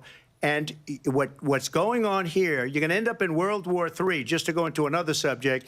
What they have done to our country by allowing these millions and millions of people to come into our country, and look at what's happening to the towns all over the United States. And a lot of towns don't want to talk. It's not going to be Aurora or Springfield. A lot of towns don't want to talk about it because they're so embarrassed by it. In Springfield, they're eating the dogs, the people that came in. They're eating the cats. They're eating the pets of the people that live there. And this is what's happening in our country, and it's a shame. As far as rallies are concerned, as far as the reason they go is they like what I say. They want to bring our country back. They want to make America great again. It's a very simple phrase, make America great again. She's destroying this country, and if she becomes president, this country doesn't have a chance of success. Not only success, we'll end up being Venezuela on steroids. I just want to clarify here. You bring up Springfield, Ohio, and ABC News did reach out to the city manager there. He told us there have been no credible reports of specific claims of pets being harmed, injured, or abused by individuals within the immigrant community. Well, I've seen people on television. Let me just say here, this is the people on television say my dog was taken and used for food. So maybe he said that, and maybe that's a good thing to say for a city manager. I'm not taking this from but television. The people I'm on taking it from television the city saying manager. their dog was eaten by the people that went there. Again, the Springfield city manager says there's no evidence of that. Vice President Harris, I'll let you respond to the rest of what you've heard. You talk about extreme. You know, this is, I think, one of the reasons why in this election, I actually have the endorsement of 200 Republicans who have formerly worked with President Bush, Mitt Romney, and John McCain, including the endorsement of former Vice President Dick Cheney and Congress member Liz Cheney. And if you want to really know the inside track on who the former president is, if he didn't make it clear already, just ask people who have worked with him. His former chief of staff, a 4-star general, has said he has contempt for the Constitution of the United States. His former national security advisor has said he is dangerous and unfit. His former Secretary of Defense has said the nation, the Republic, would never survive another Trump term. And when we listen to this kind of rhetoric, when the issues that affect the American people are not being addressed, I think the choice is clear in this election. President Trump, I'll give you a quick minute to respond here. Thank you, because when I hear that, see, I'm a different kind of a person. I fired most of those people. Not so graciously. They did bad things or a bad job. I fired them. They never fired one person. They didn't fire anybody having to do with Afghanistan and the Taliban and the 13 people whose were just killed, viciously and violently killed. And I got to know the parents and the family. They didn't fire. They should have fired all those generals, all those top people, because that was one of the most incompetently handled situations anybody has ever seen. So when somebody does a bad job, I fire him. And you take a guy like Esper. He was no good. I fired him. So he writes a book. Another one writes a book. Because with me, they can write books. With nobody else can they. But they have done such a poor job, and they never fire anybody. Look at the economy. Look at the inflation. They didn't fire any of their economists. They have the same people. That's a good way not to have books written about you. But just to finish, I got more votes than any Republican in history by far. In fact, I got more votes than any president, sitting president, in history by far. Let me continue on immigration. It was what you wanted to talk about earlier, so let's get back to your deportation proposal that the vice president has reacted to as well. President Trump, you call this the largest domestic deportation operation in the history of our country. You say you would use the National Guard. You say if things get out of control, you'd have no problem using the U.S. military. Police, yes. You also said you would use local police. How would you deport 11 million undocumented immigrants? I know you believe that number is much higher. Take us through this. What does this look like? Will authorities be going door to door in this country? Yeah, it is much higher because of them. They allowed criminals, many, many millions of criminals. They allowed terrorists. They allowed common street criminals. They allowed people to come in, drug dealers, to come into our country. And they're now in the United States and told by their countries like Venezuela, don't ever come back or we're going to kill you. Do you know that crime in Venezuela and crime in countries all over the world is way down? You know why? Because they've taken their criminals off the street and they've given them to her to put into our country. And this will be one of the greatest mistakes in history for them to allow.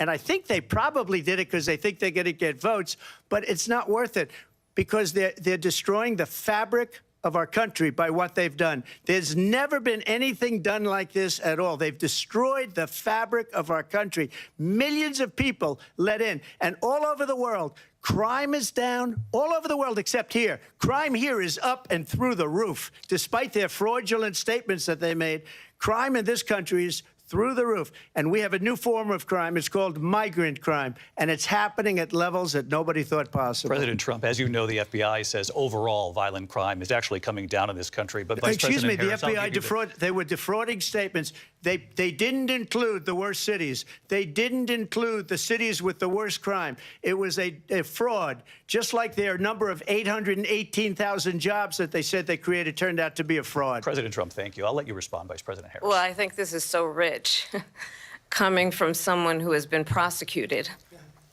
for national security crimes, economic crimes, election interference, has been found liable for sexual assault, and his next big court appearance is in November at his own criminal sentencing.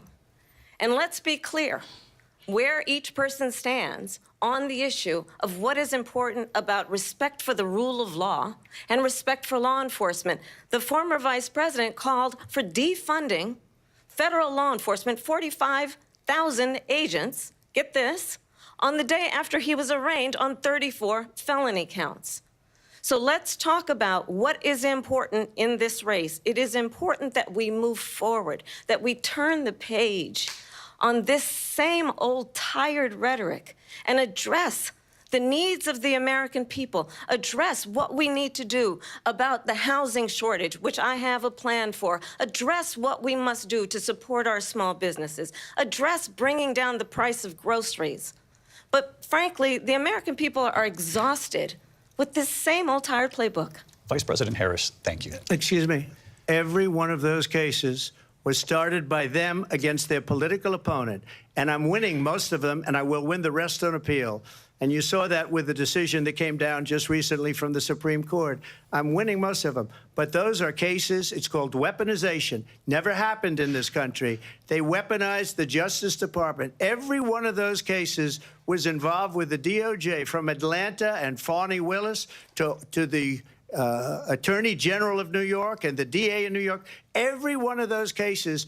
And then they say, oh, he's a criminal. They're the ones that made them go after me. By the way, Joe Biden was found essentially guilty on the documents case. And what happened in my documents case? They said, oh, that's the toughest of them all. A complete and total victory. 2 months ago, it was thrown out. It's weaponization, and they used it, and it's never happened in this country. They used it to try and win an election. They're fake cases. President Trump, thank you. A really quick response here, Vice President Harris, on this notion of weaponization of the Justice Department. Well, let's talk about extreme and understand the context in which this election in 2024 is taking place. The United States Supreme Court recently ruled that the former president would essentially be immune from any misconduct if he were to enter the White House again. Understand, this is someone who has openly said he would terminate, I'm quoting, terminate the Constitution of the United States, that he would weaponize the Department of Justice against his political enemies.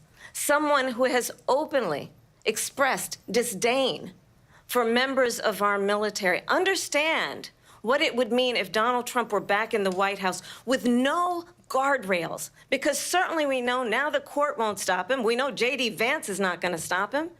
It's up to the American people Vice President to stop Harris, him. Thank you. Lindsay? Vice President Harris, in your last run for president. This is the one that weaponized, not me. She weaponized. I probably took a bullet to the head because of the things that they say about me. They talk about democracy. I'm a threat to democracy. They're the threat to democracy with a fake Russia investigation that went nowhere. We have a lot to get to. Lindsay? Vice President Harris, in your last run for president, you said you wanted to ban fracking. Now you don't. You wanted mandatory government buyback programs for assault weapons. Now your campaign says you don't. You supported decriminalizing border crossings. Now you're taking a harder line. I know you say that your values have not changed. So then why have so many of your policy positions changed? So my values have not changed, and I'm going to discuss every one of at least every point that you've made. But in particular, let's talk about fracking, because we're here in Pennsylvania. I made that very clear in 2020. I will not ban fracking. I have not banned fracking as Vice President of the United States. And in fact, I was the tie-breaking vote on the Inflation Reduction Act, which opened new leases for fracking.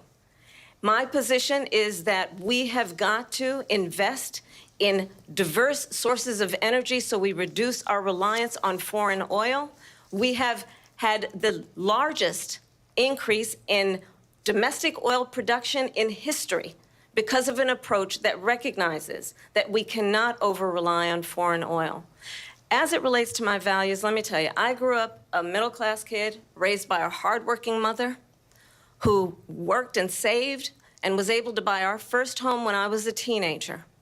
The values I bring to the importance of home ownership, knowing not everybody got handed $400 million on a silver platter and then filed bankruptcy 6 times, is a value that I bring to my work to say we are going to work with the private sector and home builders to increase 3 million homes, increase by 3 million homes by the end of my first term. My work that is related to having a friend when I was in high school who was sexually assaulted by her stepfather.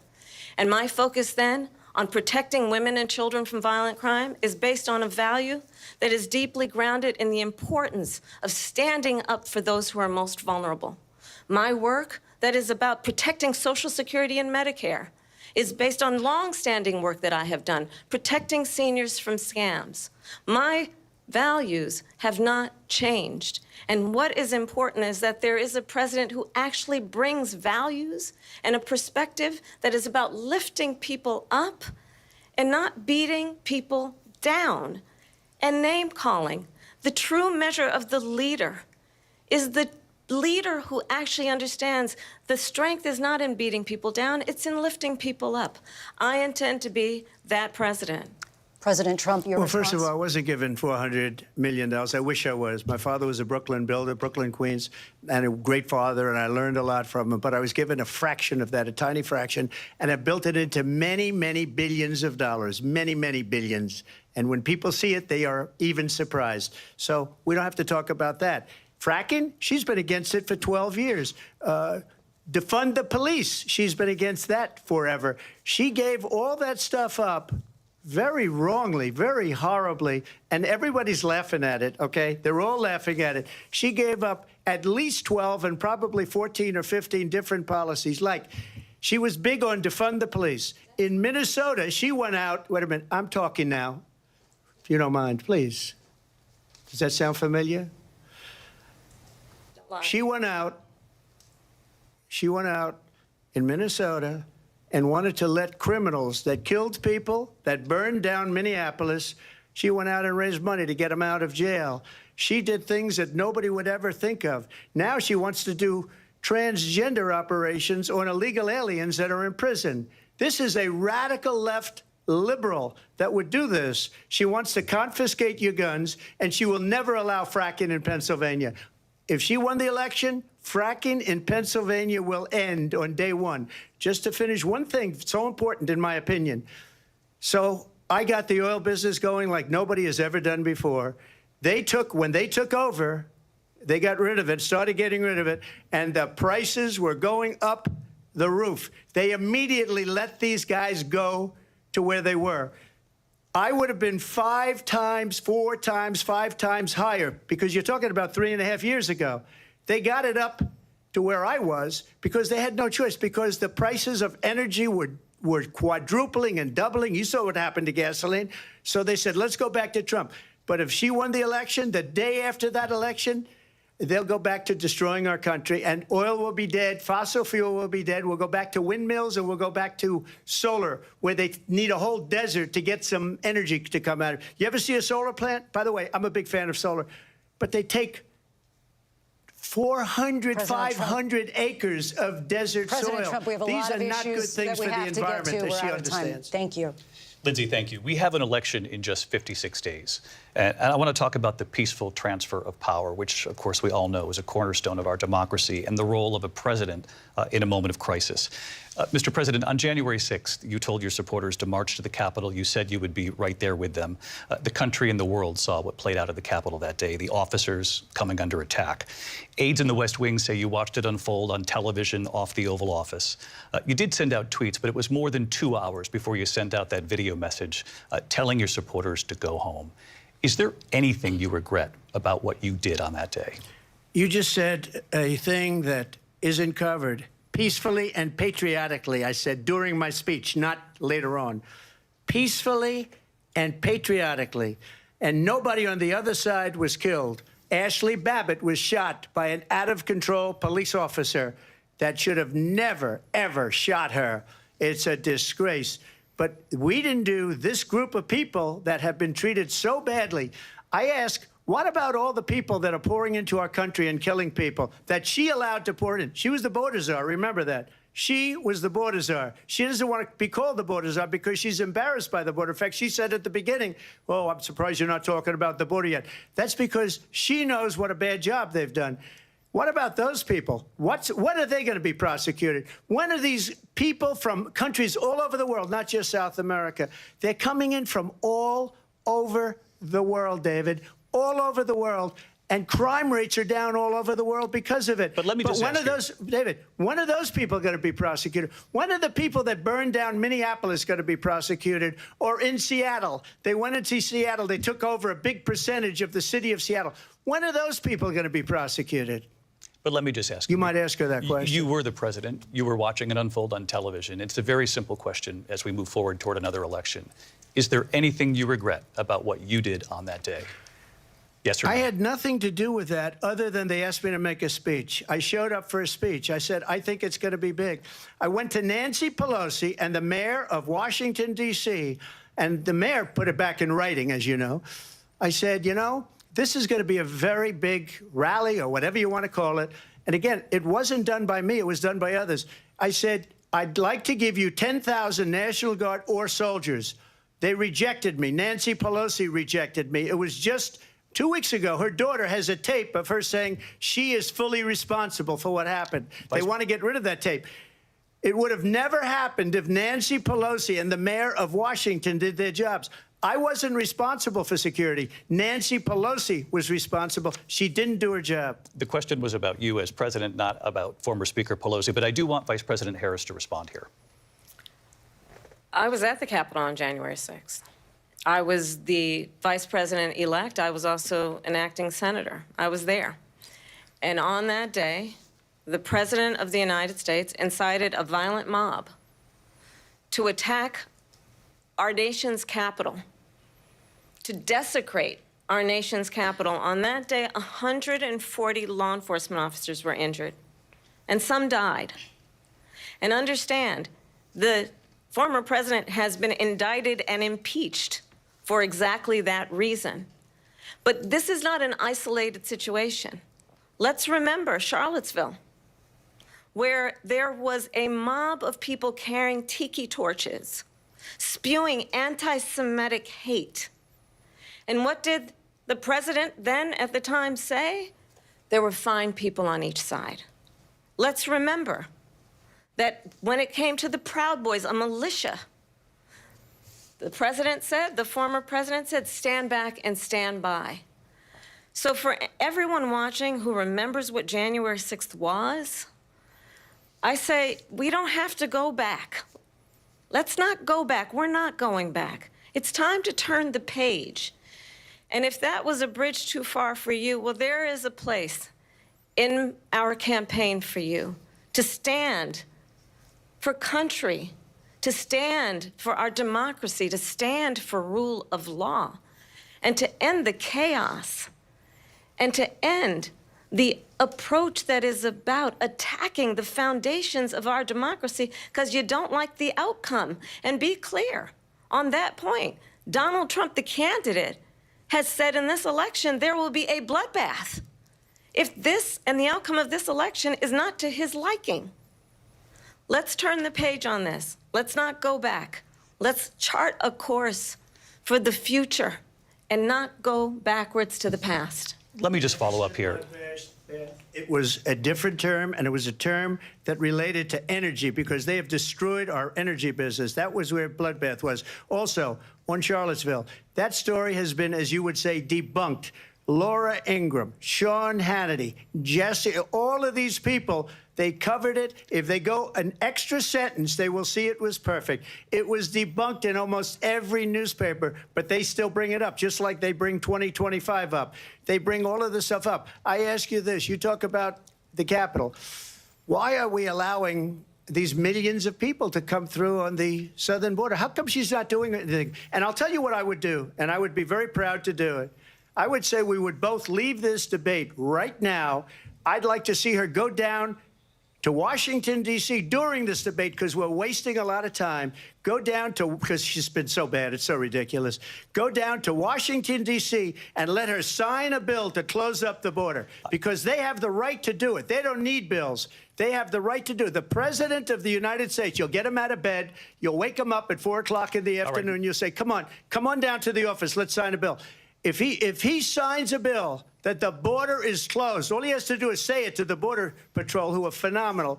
If they do that, the border is closed. Mr. Those President, people are killing many people, unlike J6. We talked immigration here tonight. I do want to focus on this next issue to both of you because it really brings us this into focus, truth in these times that we're living in.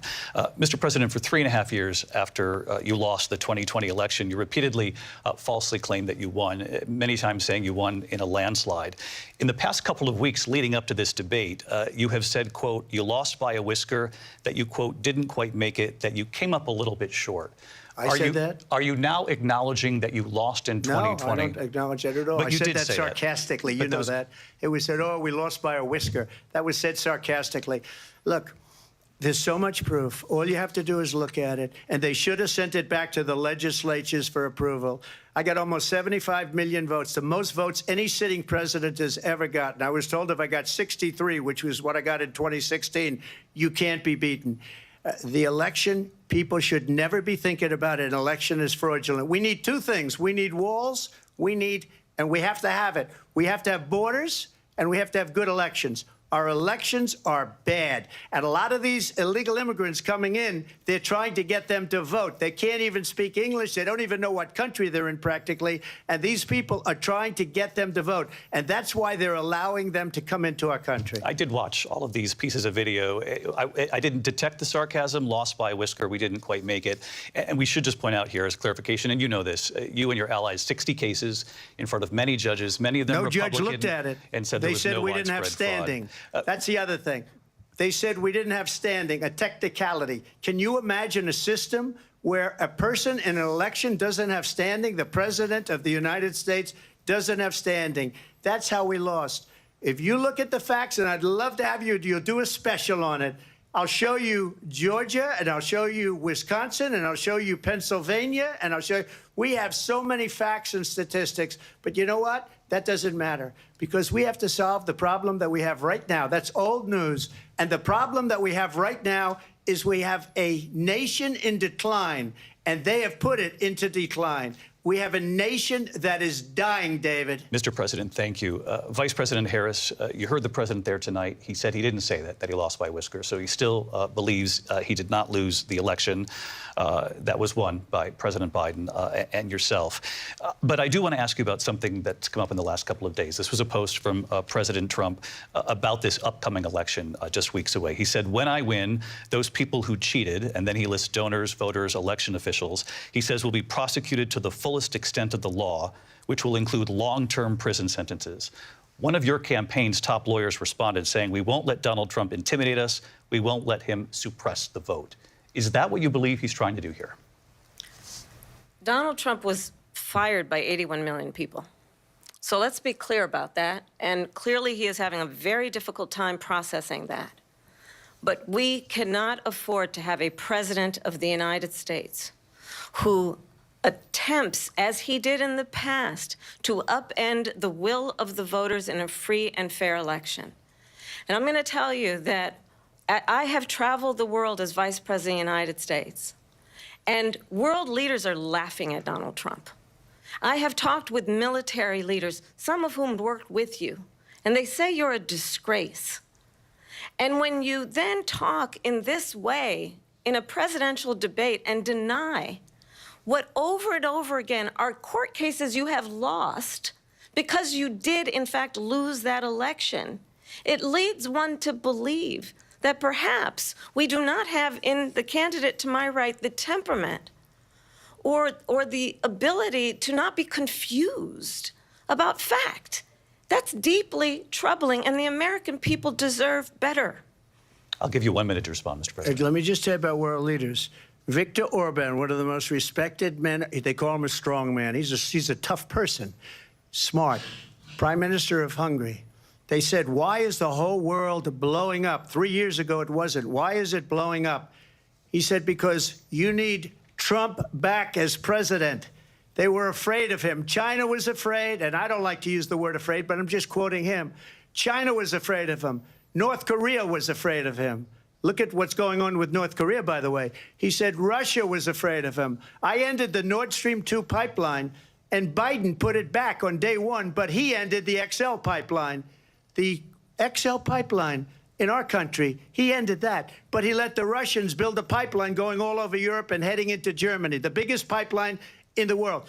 Look, Viktor Orban said it. He said the most respected, most feared person is Donald Trump. We had no problems when Trump was president, but when this weak, pathetic man that you saw at a debate just a few months ago, that if he weren't in that debate, he'd be running instead of her. She got no votes. He got 14 million votes. What you did, you talk about a threat to democracy. He got 14 million votes, and they threw him out of office. And you know what? I'll give you a little secret. He hates her. He can't stand her. But he got 14 million votes. They threw him out. She got 0 votes. And when she ran, she was the first one to leave because she failed. And now she's running. I don't understand it, but I'm okay with it because your time is up. I think we're going to do very well. We've got a lot more to get to. Turning now to the Israel-Hamas war and the hostages who are still being held, Americans among them.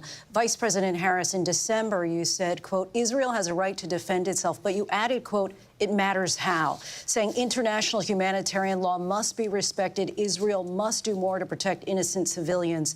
You said that 9 months ago. Now an estimated 40,000 Palestinians are dead. Nearly 100 hostages remain. Just last week, Prime Minister Benjamin Netanyahu said there's not a deal in the making. President Biden has not been able to break through the stalemate. How would you do it? Well, let's understand how we got here. On October 7, Hamas, a terrorist organization, slaughtered 1,200 Israelis. Many of them young people who were simply attending a concert. Women were horribly raped. And so absolutely, I said then, I say now, Israel has a right to defend itself. We would. And how it does so matters. Because it is also true, far too many innocent Palestinians have been killed. Children, mothers. What we know is that this war must end. It must end immediately, and the way it will end is we need a ceasefire deal and we need the hostages out. And so we will continue to work around the clock on that. Work around the clock, also understanding that we must chart a course for a two-state solution.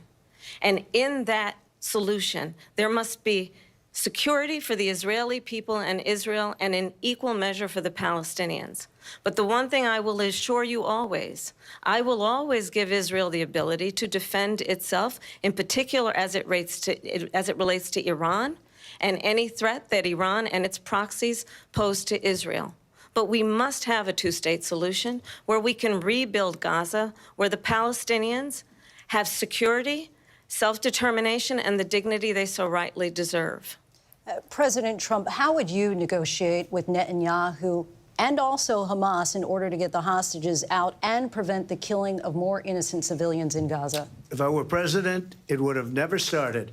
If I were president, Russia would have never, ever, I know Putin very well, he would have never, and there was no threat of it either, by the way, for 4 years, have gone into Ukraine and killed millions of people when you add it up, far worse than people understand what's going on over there. But when she mentions about Israel, all of a sudden, she hates Israel. She wouldn't even meet with Netanyahu when he went to Congress to make a very important speech. She refused to be there because she was at a sorority party of hers. She wanted to go to the sorority party. She hates Israel. If she's president, I believe that Israel will not exist within 2 years from now. And I've been pretty good at predictions, and I hope I'm wrong about that one.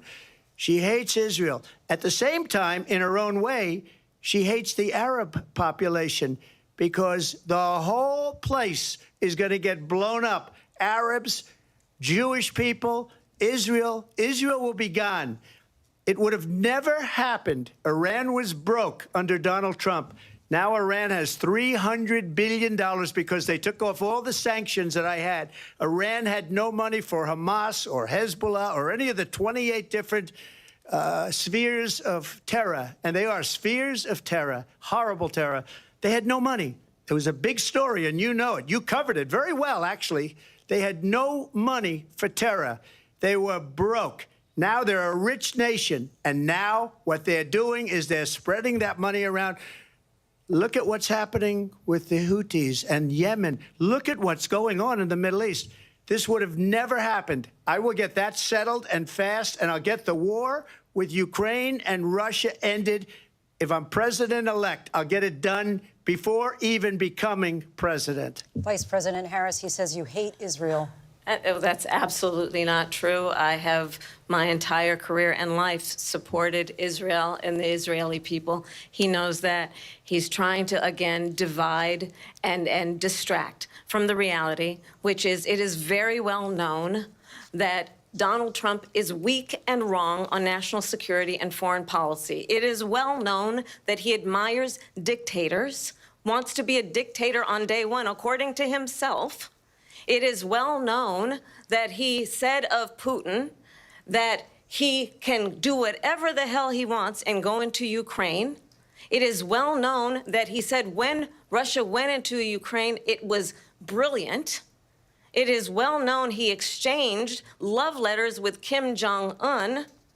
And it is absolutely well known that these dictators and autocrats are rooting for you to be president again because they're so clear. They can manipulate you with flattery and favors. And that is why so many military leaders who you have worked with have told me you are a disgrace. That is why we understand that we have to have a president who is not consistently weak and wrong on national security, including the importance of upholding and respecting in highest regard our military. Vice President Harris, thank you. They're the ones, and she's the one that caused it, that's weak on national security by allowing every nation last month for the year, 168 different countries sending people into our country. Their crime rates are way down. Putin endorsed her last week, said, I hope she wins. And I think he meant it, because what he's gotten away with is absolutely incredible. It wouldn't have happened with me.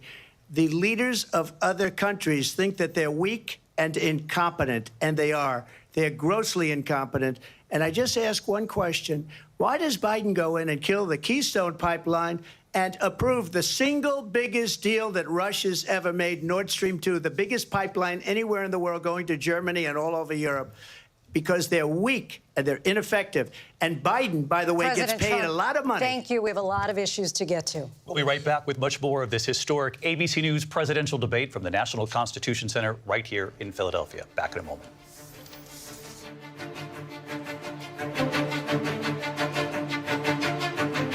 The ABC News presidential debate will continue after this.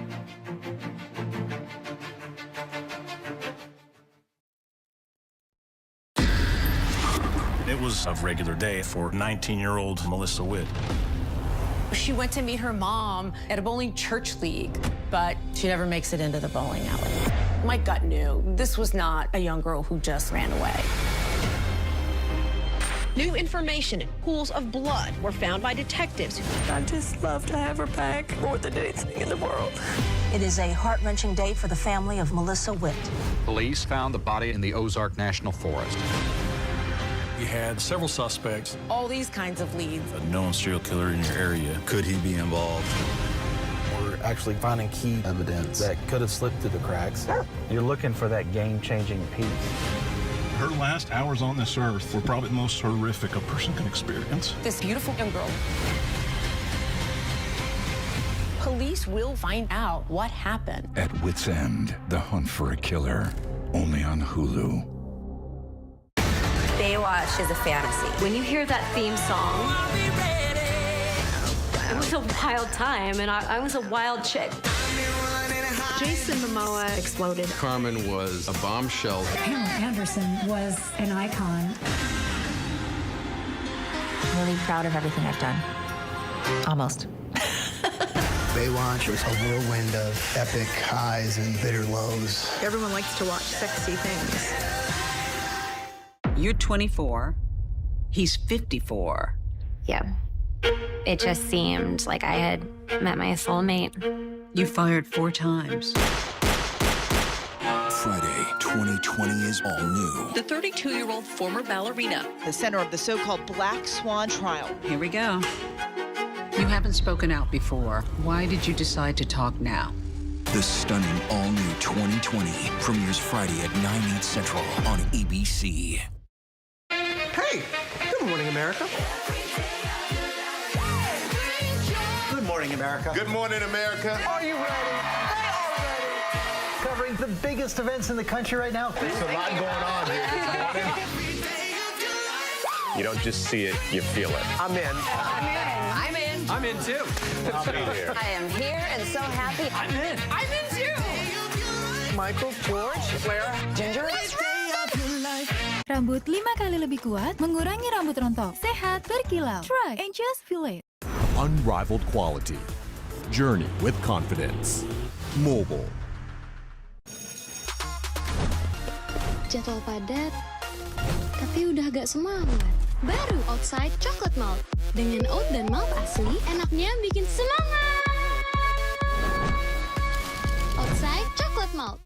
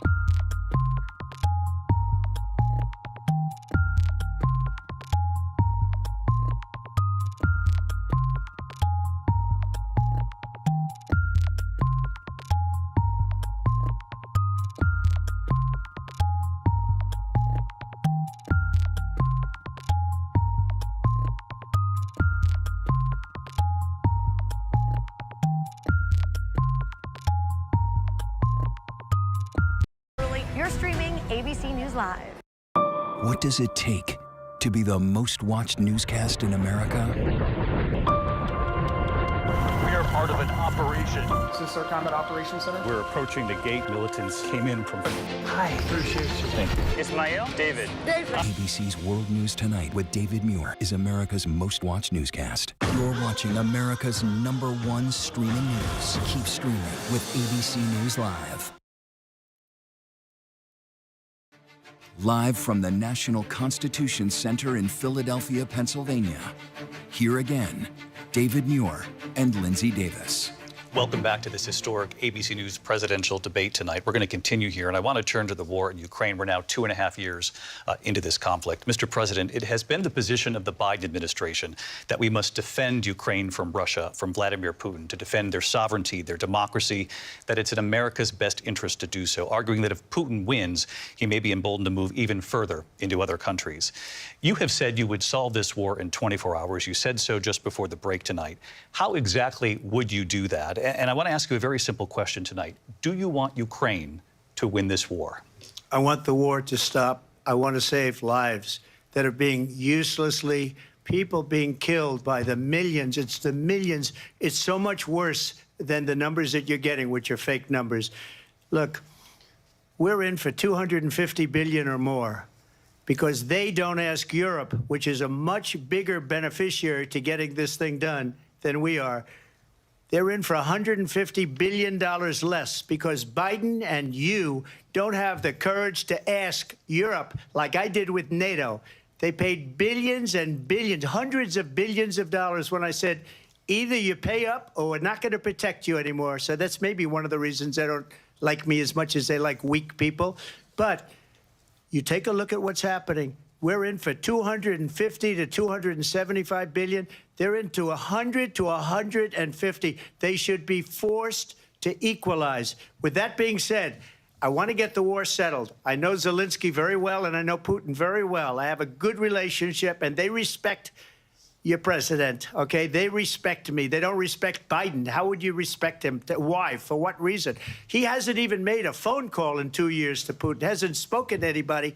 They don't even try and get it. That is a war that's dying to be settled. I will get it settled before I even become president. If I win, when I'm president-elect, and what I'll do is I'll speak to one, I'll speak to the other, I'll get them together. That war would have never happened. And in fact, when I saw Putin after I left, unfortunately left because our country has gone to hell. But after I left, when I saw him building up soldiers, he did it after I left, I said, oh, he must be negotiating. It must be a good, strong point of negotiation. Well, it wasn't, because Biden had no idea how to talk to him. He had no idea how to stop it. And now you have millions of people dead, and it's only getting worse, and it could lead to World War III. Don't kid yourself, David. We're playing with World War III, and we have a president that we don't even know if he's... Where is our president? We don't even know if he's a president. And just to clarify they here... threw him out of a campaign like a dog. We don't even know. Is he our president? But we have a president, Mr. President, that doesn't know he's alive. Your time is up.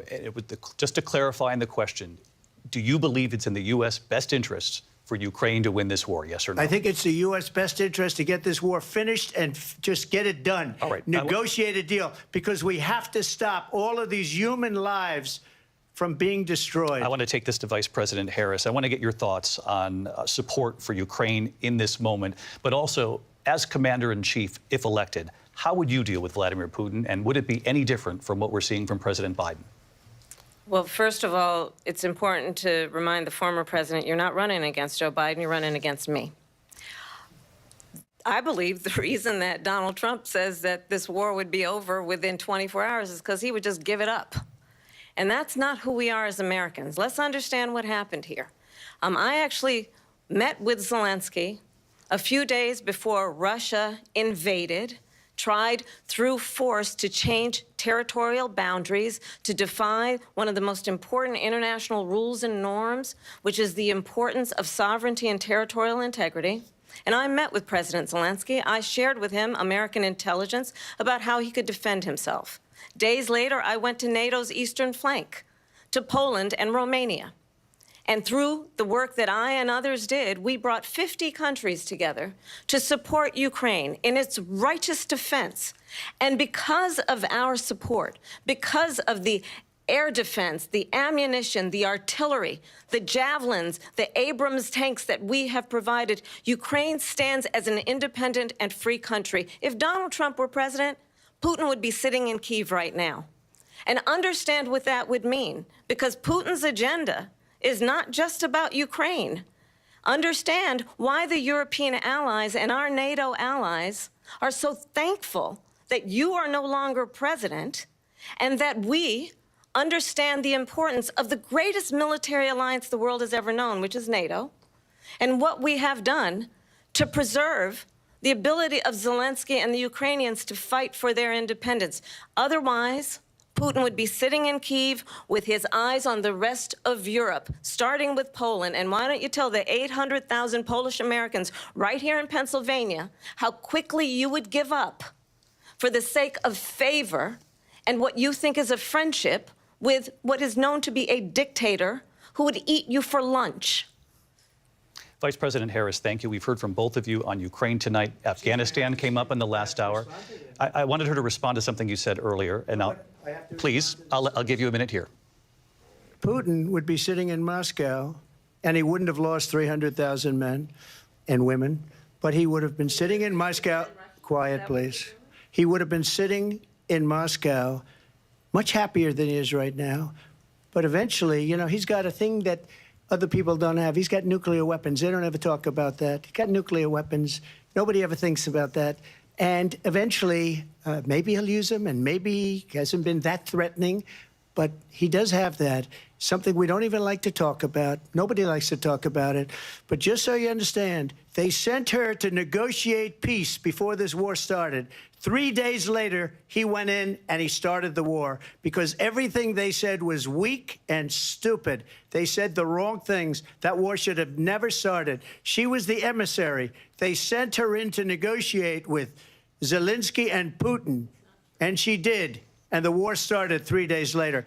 And that's the kind of talent we have with her. She's worse than Biden. In my opinion, I think he's the worst president in the history of our country. She goes down as the worst vice president in the history of our country. But let me tell you something. She is a horrible negotiator. They sent her in to negotiate. As soon as they left, Putin did the invasion. President Trump, thank you. You did bring up something. You said she went to negotiate with Vladimir Putin. Vice President Harris, have you ever met Vladimir Putin? Can you clarify tonight? Yet again, I said it at the beginning of this debate, you're going to hear a bunch of lies coming from this fellow. And that is another one. When I went to meet with President Zelensky, I've now met with him over 5 times. The reality is it has been about standing as America always should, as a leader upholding international rules and norms, as a leader who shows strength, understanding that the alliances we have around the world are dependent on our ability to look out for our friends and not favor our enemies because you adore strongmen instead of caring about democracy.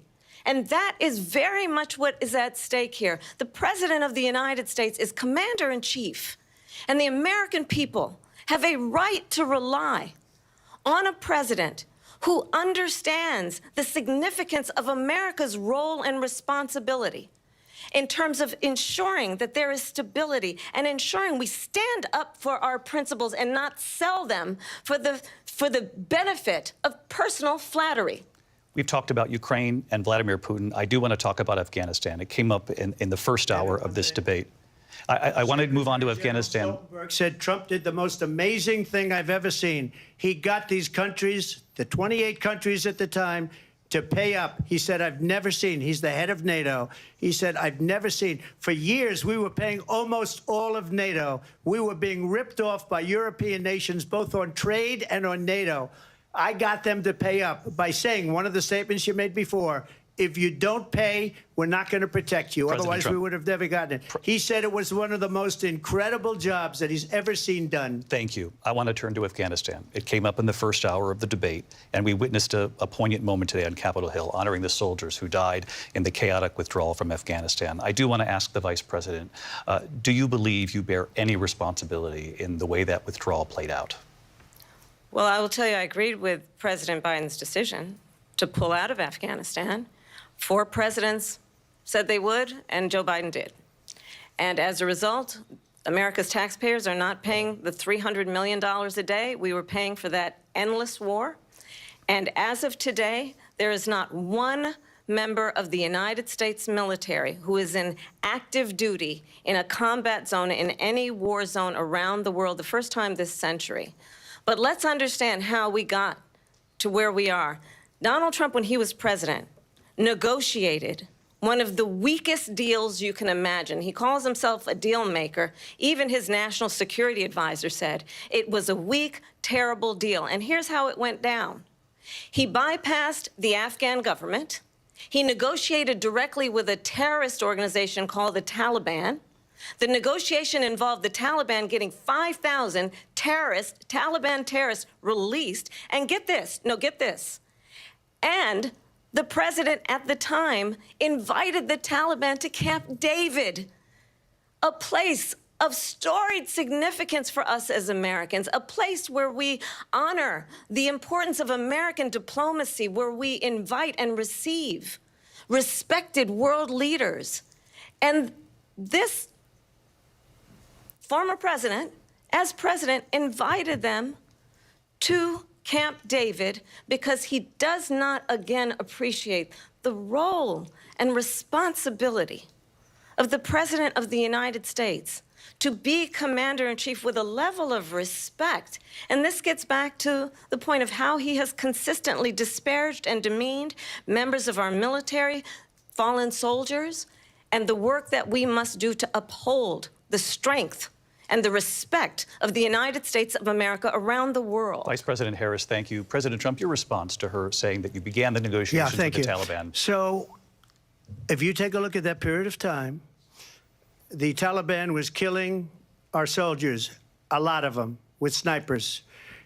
And I got involved with the Taliban because the Taliban was doing the killing. That's the fighting force within Afghanistan. They don't bother doing that because, you know, they deal with the wrong people all the time. But I got involved. And Abdul is the head of the Taliban. He is still the head of the Taliban. And I told Abdul, don't do it anymore. You do it anymore, you're going to have problems. And he said, why do you send me a picture of my house? I said, you're going to have to figure that out, Abdul.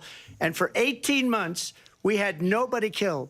We did have an agreement negotiated by Mike Pompeo. It was a very good agreement. The reason it was good, it was we were getting out. We would have been out faster than them, but we wouldn't have lost the soldiers. We wouldn't have left many Americans behind, and we wouldn't have left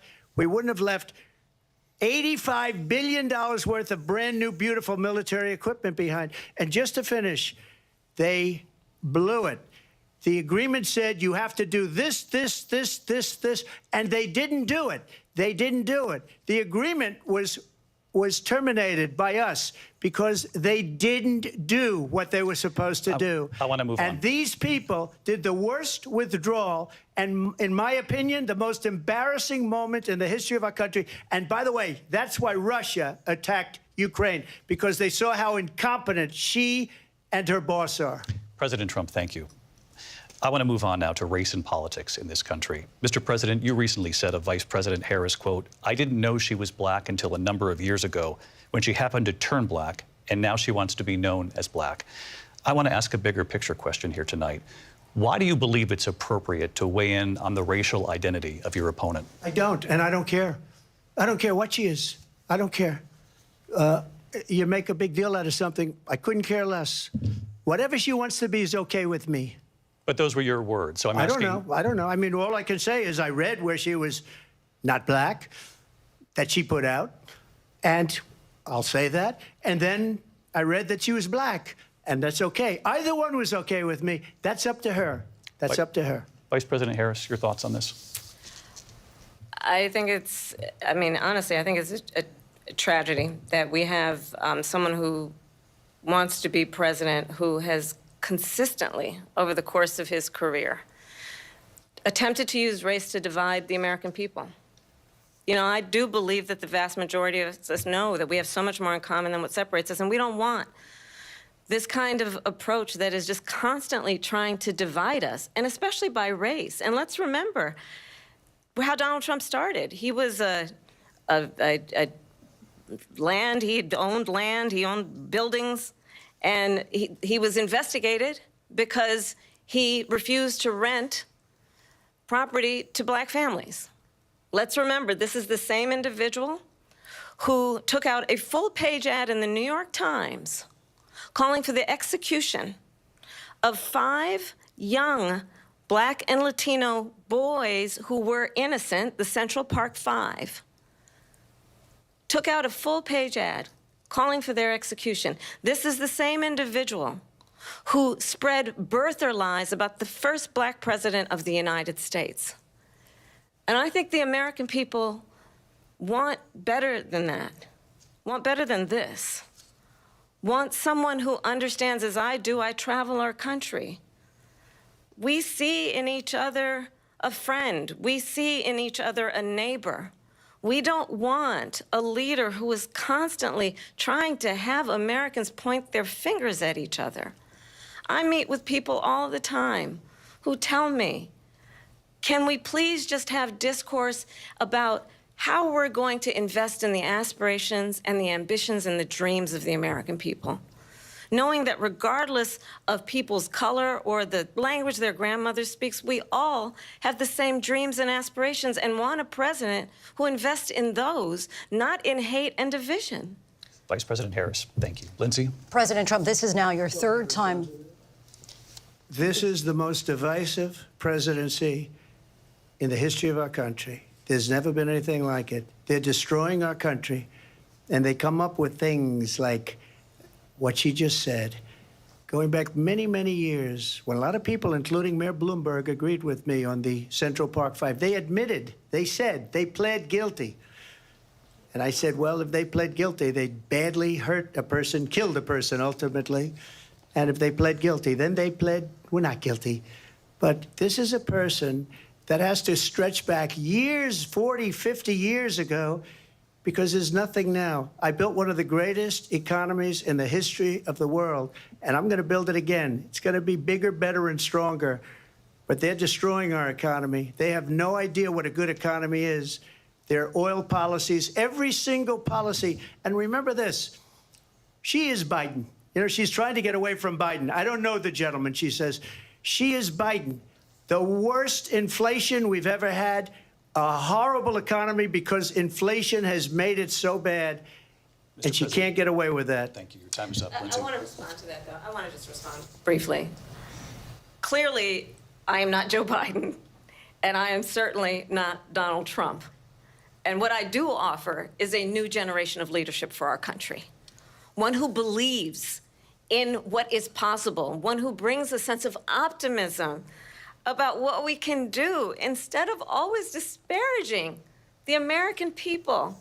I believe in what we can do to strengthen our small businesses, which is why I have a plan. Let's talk about our plans and let's compare the plans. I have a plan to give startup businesses $50,000 tax deduction, to pursue their ambitions, their innovation, their ideas, their hard work. I have a plan, $6,000 for young families for the first year of your child's life, to help you in that most critical stage of your child's development. I have a plan that is about allowing people to be able to pursue what has been fleeting in terms of the American dream by offering a help with down payment of $25,000 down payment assistance for first-time home buyers. That's the kind of conversation, I believe, David, that people really want tonight, as opposed to a conversation that is constantly about belittling and name-calling. Let's turn the page Vice President and move Harris, forward. thank you. Let's turn to policy. President Trump, we have to move on. President Trump. Let's turn to policy, please. She has a plan to defund the police. She has a plan to confiscate everybody's gun. President Trump, she we has do a have to plan move to on to not other allow issues. fracking in Pennsylvania or anywhere else. Okay. That's Thank you, what Mr. her President. plan is until just recently. I just need Lindsay, to go ahead. respond because Trump, the President former Trump. president has No, said I'm something sorry. twice that I need to No, respond to. I'm sorry. We're I just going need to move respond on, Vice one President time Harris. to what he President has said Trump, this is multiple now times. your Yes. third time running for president. You have long vowed to repeal and replace the Affordable Care Act, also known as Obamacare. You have failed to accomplish that. You now say you're going to keep Obamacare, quote, unless we can do something much better. Last month, you said, quote, we're working on it. So tonight, 9 years after you first started running, do you have a plan, and can you tell us what it is? Obamacare was lousy health care, always was. It's not very good today. And what I said, that if we come up with something, and we are working on things, we're going to do it and we're going to replace it. But remember this, I inherited Obamacare because Democrats wouldn't change it. They wouldn't vote for it. They were unanimous. They wouldn't vote to change it. If they would have done that, we would have had a much better plan than Obamacare. But the Democrats came up. They wouldn't vote for it. I had a choice to make when I was president. Do I save it and make it as good as it can be, never going to be great, or do I let it rot? And I felt I had an obligation, even though politically it would have been good to just let it rot and let it go away. I decided, and I told my people, the top people, and they're very good people. I have a lot of good people in that administration. We read about the bad ones. We had some real bad ones, too, and so do they. They have really bad ones. The difference is they don't get rid of them. But let me just explain. I had a choice to make. Do I save it and make it as good as it can be, or do I let it rot? And I saved it. I did the right thing. But it's still never going to be great, and it's too expensive for people. And what we will do is we're looking at different plans. If we can come up with a plan that's going to cost our people, our population, less money and be better health care than Obamacare, then I would absolutely do it. But until then, I'd run it as good as it can be run. So just a yes or no, you still do not have a plan? I have concepts of a plan. I'm not president right now. But if we come up with something, I would only change it if we come up with something that's better and less expensive. And there are concepts and options we have to do that. And you'll be hearing about it in the not-too-distant future. Vice President Harris, in 2017, you supported Bernie Sanders' proposal to do away with private insurance and create a government-run health care system. 2 years later, you proposed a plan that included a private insurance option. What is your plan today? Well, first of all, I absolutely support, and over the last 4 years as vice president, private health care options. But what we need to do is maintain and grow the Affordable Care Act. But I'll get to that, Lindsay. I just need to respond to a previous point that the former president has made. I've made very clear my position on fracking. And then this business about taking everyone's guns away. Tim Walz and I are both gun owners. We're not taking anybody's guns away. So stop with the continuous lying about this stuff. As it relates to the Affordable Care Act, understand, just look at the history to know where people stand.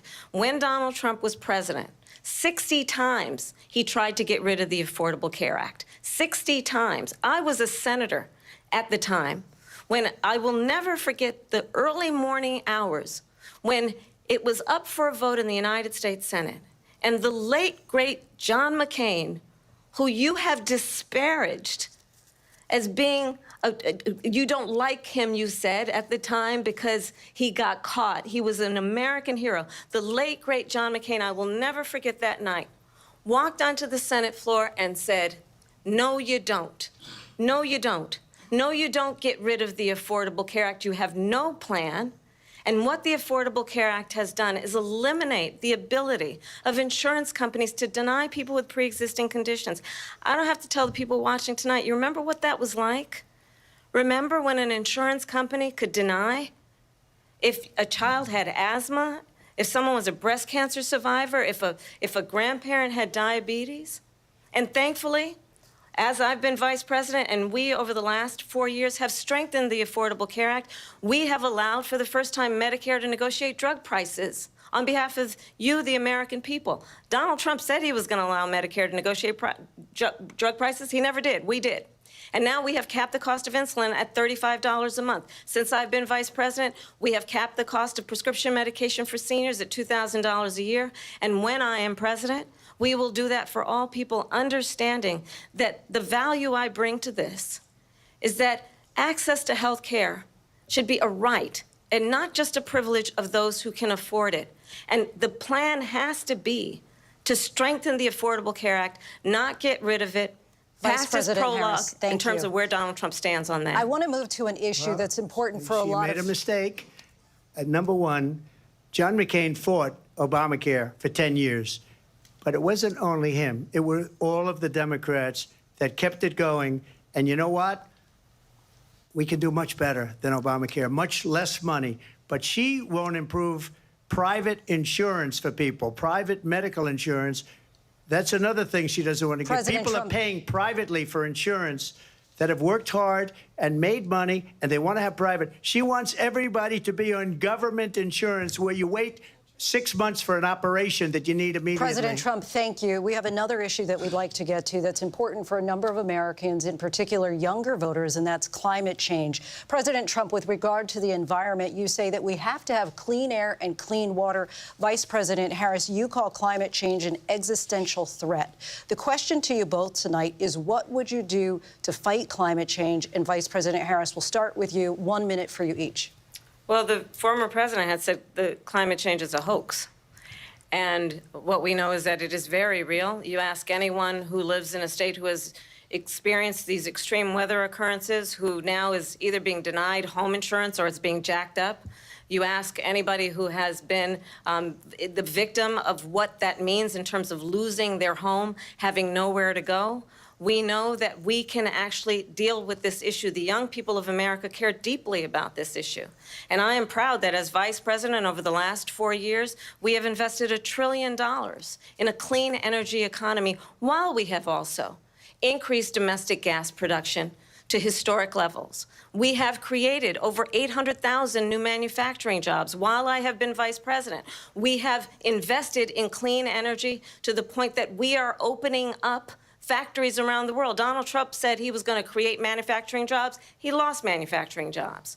And I'm also proud to have the endorsement of the United Auto Workers and Sean Fain, who also know that part of building a clean energy economy includes investing in American-made products, American automobiles. It includes growing what we can do around American manufacturing and opening up auto plants, not closing them like happened under Donald Trump. Vice President Harris, thank you. That didn't happen under Donald Trump. Let me just tell you, they lost 10,000 manufacturing jobs this last month.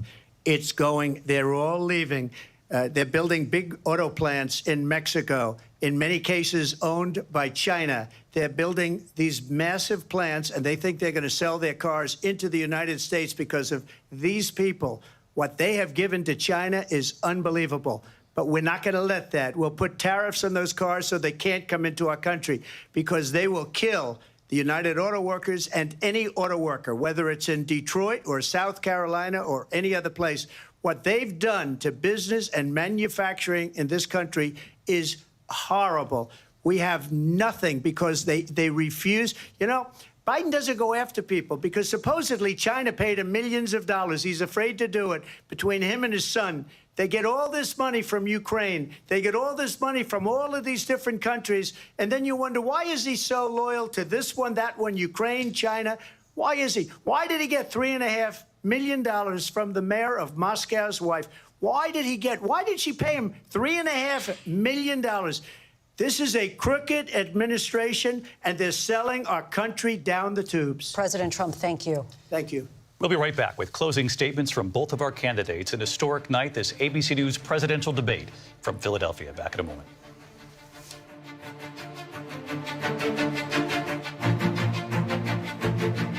The ABC News presidential debate will continue after this. Apa ukuran kebahagiaan? Terasa besar walau dari hal kecil. Nikmati lebih banyak lagi di kinder.com.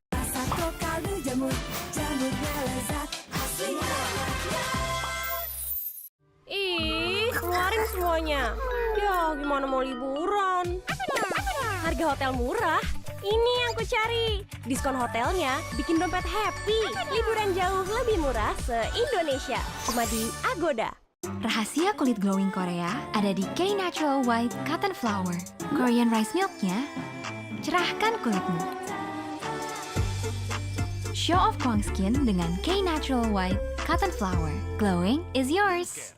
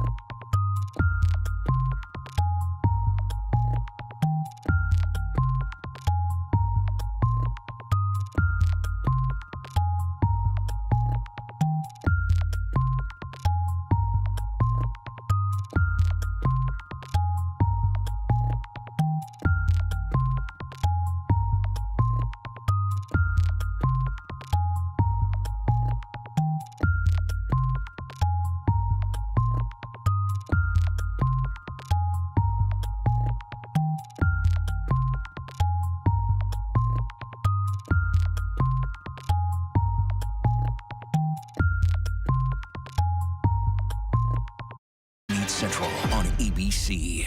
Nominations, mornings, evenings, late night, weekends, streaming 24/7.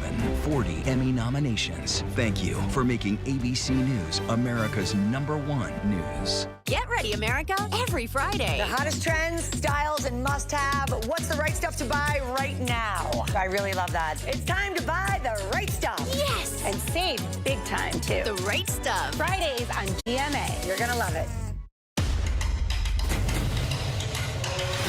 This is Impact by Nightline. Are you kidding me? My sense was that everybody around him was afraid of him. Brittany describes having a secret abortion that not even her family knew about. What's going on with Kate? What is the relationship like between Harry and William today? What did people start to say? You look great. Are you on Ozempic? I told the kids, I said, I'm not even gonna let you eat breakfast until you get your chores done. She talks about tough love and harsh punishment. No, it's abuse. I think Scott Peterson murdered his wife and his child. Prove me wrong. Do you feel the church accepted abuse? Yep, that's him. Yep. Ready?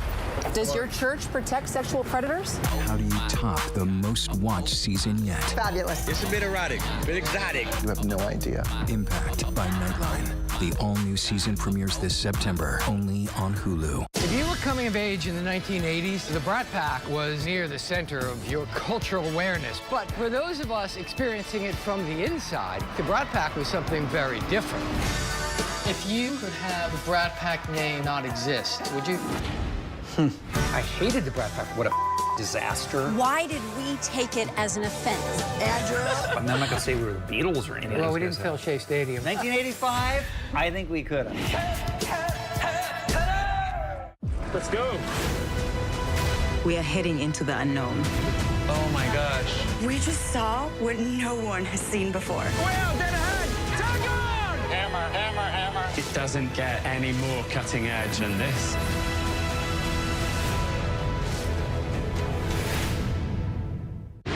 Reporting from the floor of the Republican National Convention, I'm Rachel Scott. Wherever the story is, we'll take you there. You're streaming ABC News Live.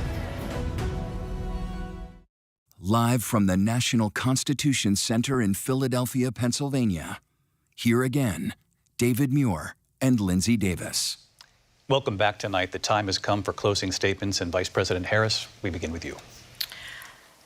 So I think you've heard tonight two very different visions for our country. One that is focused on the future, and the other that is focused on the past, and an attempt to take us backward. But we're not going back. And I do believe that the American people know we all have so much more in common than what separates us, and we can chart a new way forward. And a vision of that includes having a plan, understanding the aspirations, the dreams, the hopes, the ambition of the American people, which is why I intend to create an opportunity economy, investing in small businesses, in new families, in what we can do around protecting seniors, what we can do that is about giving hardworking folks a break and bringing down the cost of living. I believe in what we can do together that is about sustaining America's standing in the world and ensuring that we have the respect that we so rightly deserve, including respecting our military and ensuring we have the most lethal fighting force in the world. I will be a president that will protect our fundamental rights and freedoms, including the right of a woman to make decisions about her own body and not have her government tell her what to do. I'll tell you, I started my career as a prosecutor. I was a DA, I was an attorney general, a United States senator, and now vice president. I've only had one client, the people. And I'll tell you, as a prosecutor, I never asked a victim or a witness, are you a Republican or a Democrat? The only thing I ever asked them, are you okay? And that's the kind of president we need right now. Someone who cares about you and is not putting themselves first. I intend to be a president for all Americans and focus on what we can do over the next 10 and 20 years to build back up our country by investing right now in you, the American people. Vice President Harris, thank you. President Trump? So she just started by saying she's going to do this, she's going to do that, she's going to do all these wonderful things. Why hasn't she done it? She's been there for 3.5 years. They've had 3.5 years to fix the border. They've had 3.5 years to create jobs and all the things we talked about. Why hasn't she done it? She should leave right now, go down to that beautiful White House, go to the Capitol, get everyone together and do the things you want to do, but you haven't done it, and you won't do it because you believe in things that the American people don't believe in. You believe in things like we're not going to frack. We're not going to take fossil fuel. We're not going to do things that are going to make this country strong, whether you like it or not. Germany tried that, and within 1 year, they were back to building normal energy plants. We're not ready for it. We can't sacrifice our country for the sake of bad vision. But I just ask one simple question. Why didn't she do it? We're a failing nation. We're a nation that's in serious decline. We're being laughed at all over the world. All over the world, they're laughed. I know the leaders very well. They're coming to see me. They call me.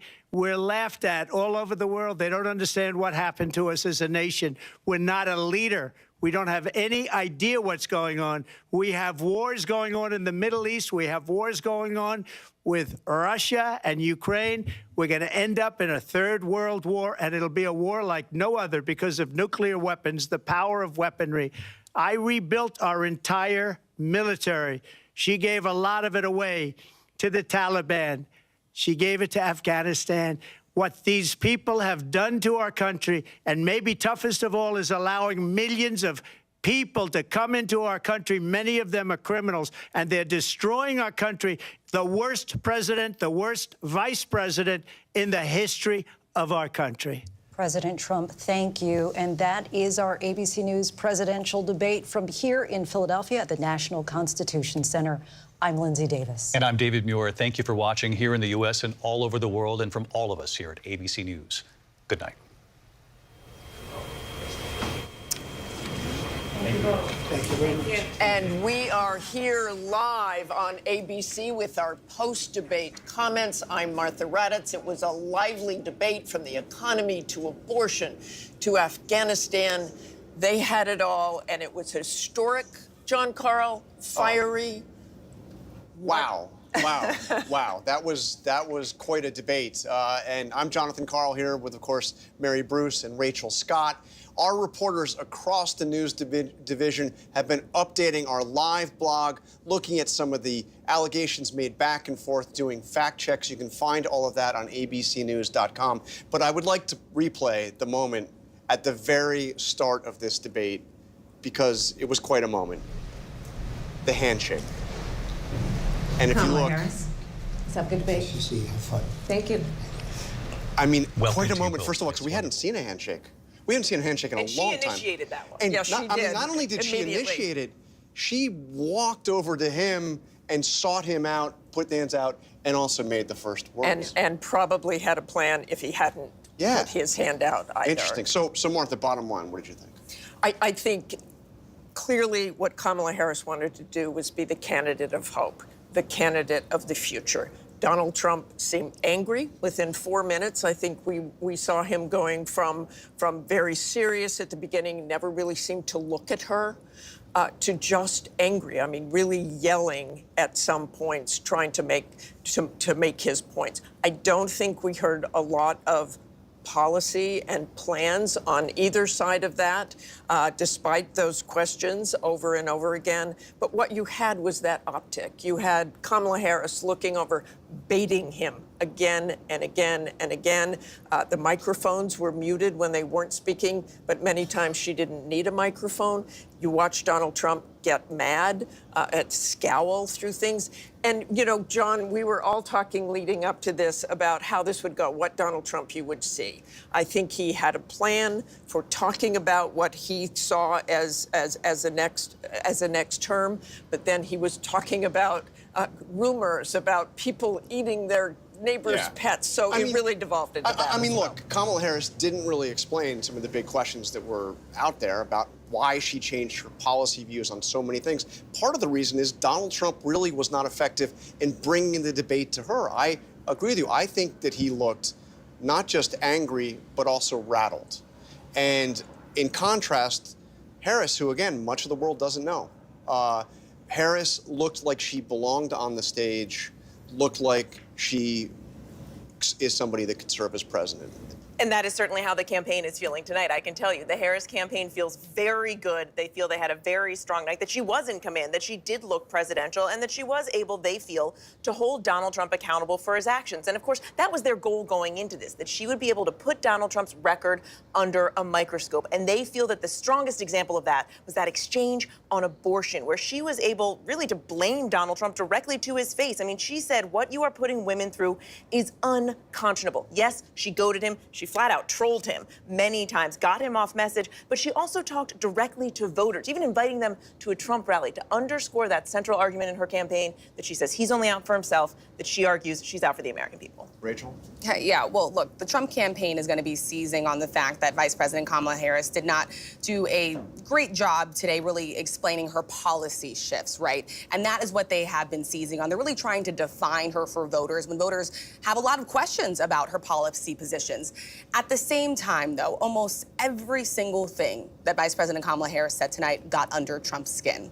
And that is exactly what his allies and his advisors did not want to see. I can tell you, I do not think that part of Donald Trump's debate prep was people eating dogs in Springfield or comparing rally sizes. They wanted him to stay focused on the issues, especially the ones that he has an edge on Harris, economy and immigration. I mean, you want to get under Donald Trump's skin, you question the people at his rallies. And that was something else. Martha, you have? I have with us right now Governor Tim Walz, of course, the Democratic vice presidential candidate.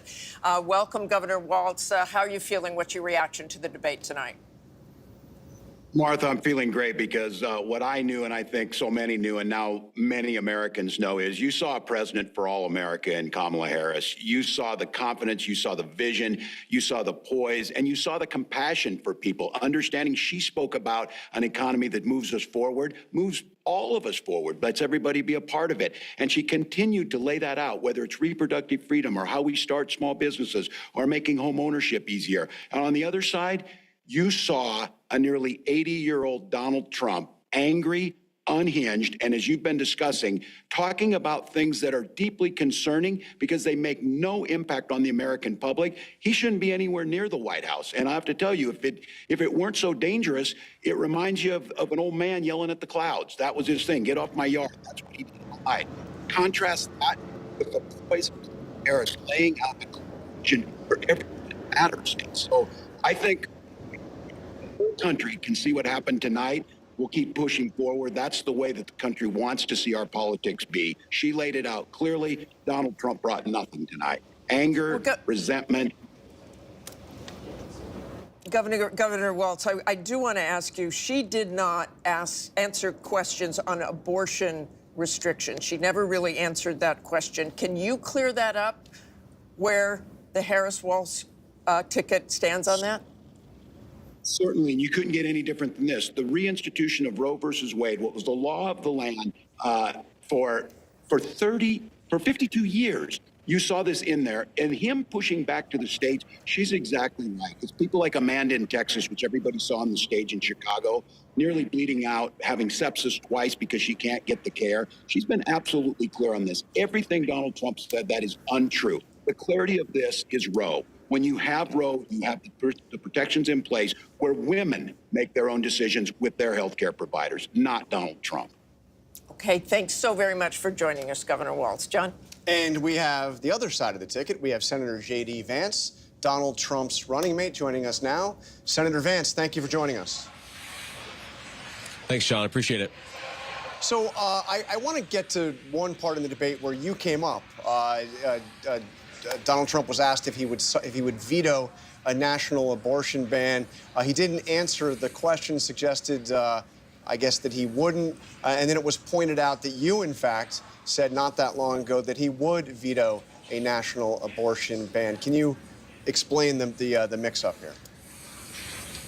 Well, I think the president's been very clear that he doesn't want a national abortion ban. I think in some ways he finds the question a little bit ridiculous because why are we asking him about legislation that's never going to actually happen and why he would veto it or not veto it when he says very explicitly that he doesn't support a national abortion ban and he wants these policies to be made by the states. But I think there's a deeper and more important issue here in this debate, which is that you had Kamala Harris effectively echoing platitude after platitude after platitude.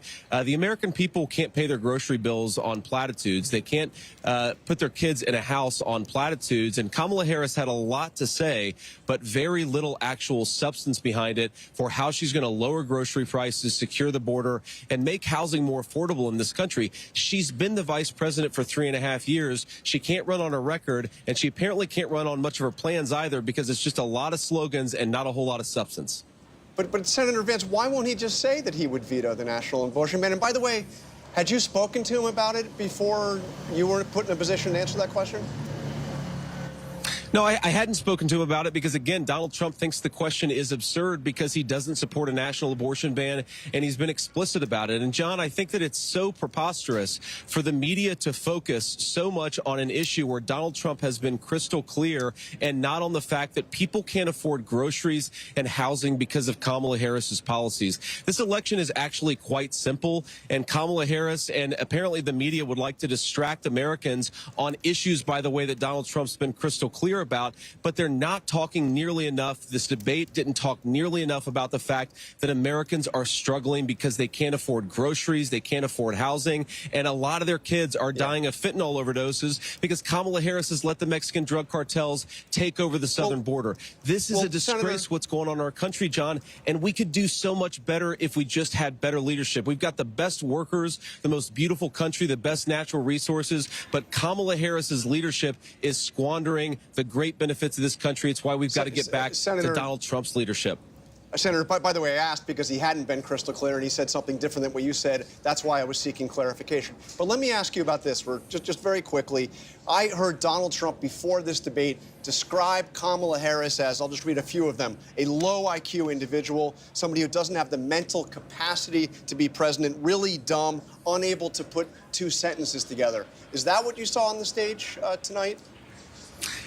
John, what I saw was a lot of slogans. I think the American people are smart, and Kamala Harris talks to them like they're children. She repeats these ridiculous platitudes where if you actually think about what she said, you realize that it doesn't make any sense. She talks a lot about her plans, but then her plans, when you analyze the substance, don't make any sense. And more importantly, John, the American people don't get fed on plans. She has been the vice president for 3.5 years. What she can't do, refuses to do, and has no ability to do is to say, I accomplished lower prices because she didn't, or I accomplished lower housing prices because she didn't, or I secured the southern border because she didn't do that. She has failed as vice president, and the fundamental question is, do we want to give her a promotion? I think the answer has to be no, John. All right, Senator Vance, thank you for joining us. Mary. One thing both sides can agree on, this was a consequential night in this race. More reaction when we come back. Stay with us.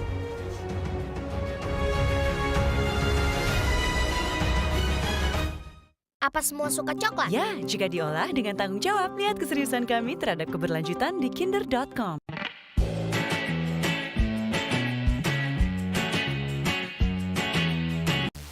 Ini rahasia gue lawan tepar. Baru, Sofresh Hot atau Eucalyptus. Ada real essential oil dan hot lock system. Pegel, pakai Sofresh Hot. Jangan nunggu tepar. Sofresh Eucalyptus. So relaxing. Lawan tepar dengan Wingscare.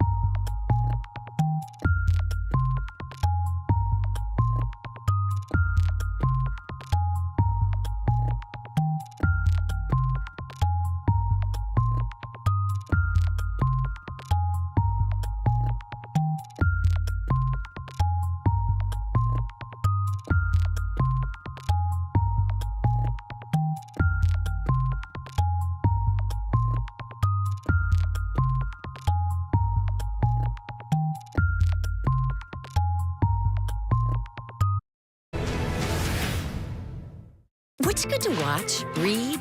Where can I get a great deal on what I'm just dying to buy? Oh, it's all right here. GMA Life. All the exclusive and buzziest celebrity good stuff. Deals and steals with amazing savings and the coolest lifestyle tips from Good Morning America. I love that so much. GMA Life. Streaming weekends on ABC News Live. Your weekend just got a little better with GMA Life. Traveling with the president in Paris, I'm Mary Bruce. Wherever the story is, we'll take you there. You're streaming ABC News Live. Indomie Kuah. It's quality time. Pulang kerja mau masak satset? Pakai Philips Digital Rice Cooker. Tinggal cemplung. Pilih menu praktis. Masakan matang merata. Langsung jadi. Tinggal cemplung.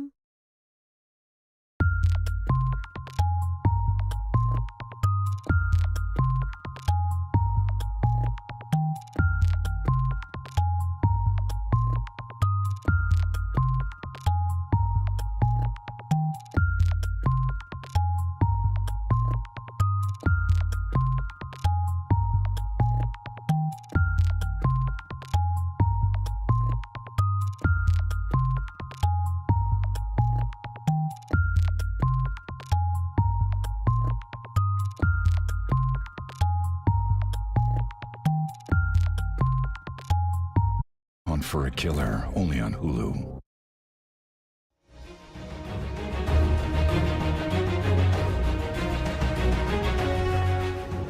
We're back now here at the National Constitution Center in Philadelphia and with Chris Christie. So, Governor Christie, you heard the debate, remarkable debate. Bottom line, what'd you think? She was exquisitely well prepared. She laid traps, and he chased every rabbit down every hole instead of talking about the things that he should have been talking about. This is the difference between someone who's well prepared and someone who's unprepared. Whoever did debate prep for Donald Trump should be fired. He was not good tonight at all. And what Harris did was what she had to do, which was to prove that she belonged on that stage. She has a voice that wants to try to unite the country. And Donald Trump spent more time talking about people eating pets, people at his rallies, and whether he had more or less than he did about the economy. And that is a huge fail tonight. I think what we're going to see is that Kamala Harris is now being seen by a lot of voters as a potential president. That's what she needed to accomplish tonight. Trump better get to work or he's going to lose this election. Characteristically blunt assessment from Governor Chris Christie. Thank you, Governor. Mary? All right, let's go to former DNC Chair Donna Brazile. So, Donna, you have certainly studied many a debate in your career. How does this one compare? I think it was one of the best debate performances I've ever seen in my life. And I've seen a lot, and I've helped a lot of people prepare for these big moments. She met the moment. She seized the opportunity to tell the American people what she would do during her 4 years. She commanded the issues, and she did not allow the former president to bait her. Instead, she led the way forward. She turned the page, and I think this race is about to get even more interesting now. We will see if it moves the needle, Donna. Thank you. All right, over to the other side now. Former RNC Chair Reince Priebus. All right, Reince, the Harris campaign says they want another debate. If you were advising the Trump campaign, would you tell them to do it? Sure, I would tell him to do it. And the reason is like I said before, Donald Trump's numbers just don't move. I mean, the reality tonight, I know Donna's excited, but the truth is Kamala Harris didn't address the most important thing that the American people care about, which is the economy and the cost of living. She had no answers on immigration. She had no answers when she was asked about defunding the police. She had nothing to say about the families that were lost in Afghanistan, which was a true layup. She should have been fact-checked a lot more on some of the things she said in regard to this comment about a bloodbath, which was about the auto industry. So, look, I think a lot of things were not said tonight that she needed to say in order to move the numbers. And I don't think Donald Trump's numbers move at all. They haven't moved at all for months. Reince Priebus, Donna Brazile, both thank you for your time. All right, well, I got to say, again, what a incredible debate, consequential debate, no doubt. I don't know how many votes will actually be moved. I don't know how many persuadable voters are actually out there. But Kamala Harris had a chance here to introduce herself to the country, to people who know who she is but don't know where she stands. Now, you could debate how much she did in terms of the specifics of where she stands, but she stood up there, and I think it was very significant to hear Chris Christie say that she acted like, she seemed like she belonged. Exactly, and Chris was clearly impressed with that. But to your point, John, what matters is what the voters think.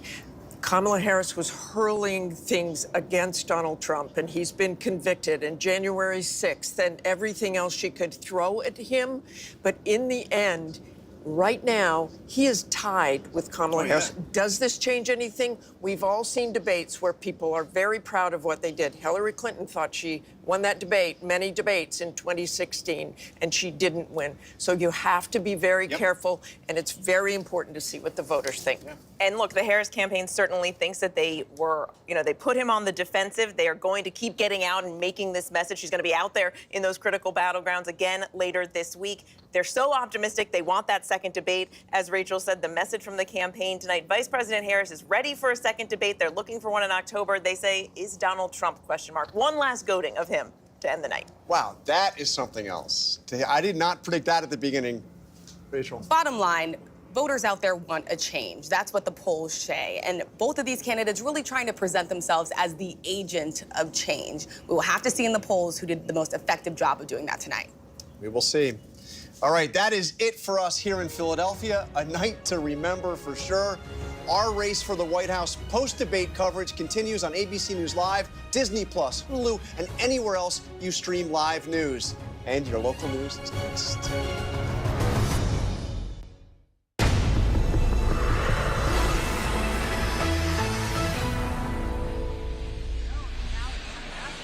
And thank you so much for joining us on this special edition of ABC News Live, the race for the White House. I'm Whit Johnson. We are live from the spin room here in Philadelphia. You can see all the people gathering and the spin that's going on behind me after that historic face-off between former President Donald Trump and Vice President Kamala Harris. A pivotal night in a historically close presidential race. It started with a handshake and a nice to see you, but then the candidates held nothing back. Take a look. She was big on defund the police. In Minnesota, she went out. Wait a minute, I'm talking now. If you don't mind, please. Does that sound familiar? For 90 minutes, highlighting their vast differences on everything from America's involvement in foreign wars to abortion rights and immigration. The former president promising to strengthen the economy, while Harris offered a vision for a less divided country. We see in each other a friend. We see in each other a neighbor. We don't want a leader who is constantly trying to have Americans point their fingers at each other. And I'm going to build it again. It's going to be bigger, better, and stronger. Our polls showing the race still neck and neck within the margin of error, including in the battleground states. But the question on many people's minds right now is who won the night on this first and likely last face-off in the race for president. We have live team coverage from the National Constitution Center and here in the spin room. We begin with our Jay O'Brien covering it all. Kamala Harris. Tonight, the historic face-off. Vice President Kamala Harris and former President Donald Trump going head-to-head in their first and what will likely be their only debate before Election Day. If she becomes president, this country doesn't have a chance of success. She has no policy. Everything that she believed 3 years ago and 4 years ago is out the window. I'm going to actually do something really unusual, and I'm going to invite you to attend one of Donald Trump's rallies. What you will also notice is that people start leaving his rallies early out of exhaustion and boredom. And I will tell you, the one thing you will not hear him talk about is you. Trump lashing out. She's been so bad, it's so ridiculous. Trump in his 7th presidential debate, Harris her first. I have talked with military leaders, some of whom worked with you, and they say you're a disgrace. The candidates clashing on major issues like the economy. Let's talk about what Donald Trump left us.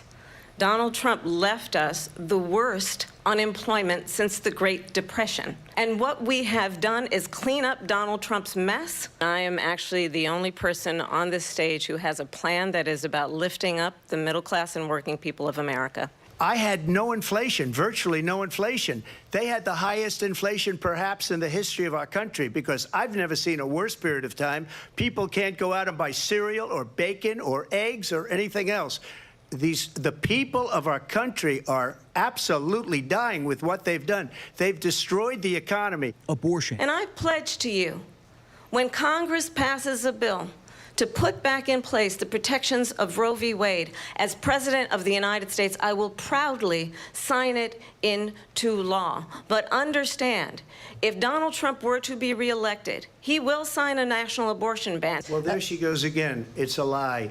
I'm not signing a ban. Now, I believe in the exceptions for rape, incest, and life of the mother. She said she'll go back to Congress. She'll never get the vote. It's impossible for her to get the vote. And immigration. I'm the only person on this stage who has prosecuted transnational criminal organizations for the trafficking of guns, drugs, and human beings. They've destroyed the fabric of our country. Millions of people let in. And all over the world, crime is down. All over the world except here. Crime here is up and through the roof. Harris mentioning Trump's legal woes, including 4 felony indictments and 1 conviction. I think this is so rich, coming from someone who has been prosecuted for national security crimes, economic crimes, election interference, has been found liable for sexual assault, and his next big court appearance is in November at his own criminal sentencing. Trump doubling down on his lies that he won the 2020 election. Are you now acknowledging that you lost in 2020? No, I don't acknowledge that at all. But I you said did that say that. sarcastically. You know that.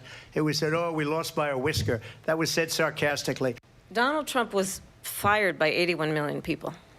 So let's be clear about that. And clearly he is having a very difficult time processing that. Their differences stark, making their pitches in a race that poll after poll show is neck and neck.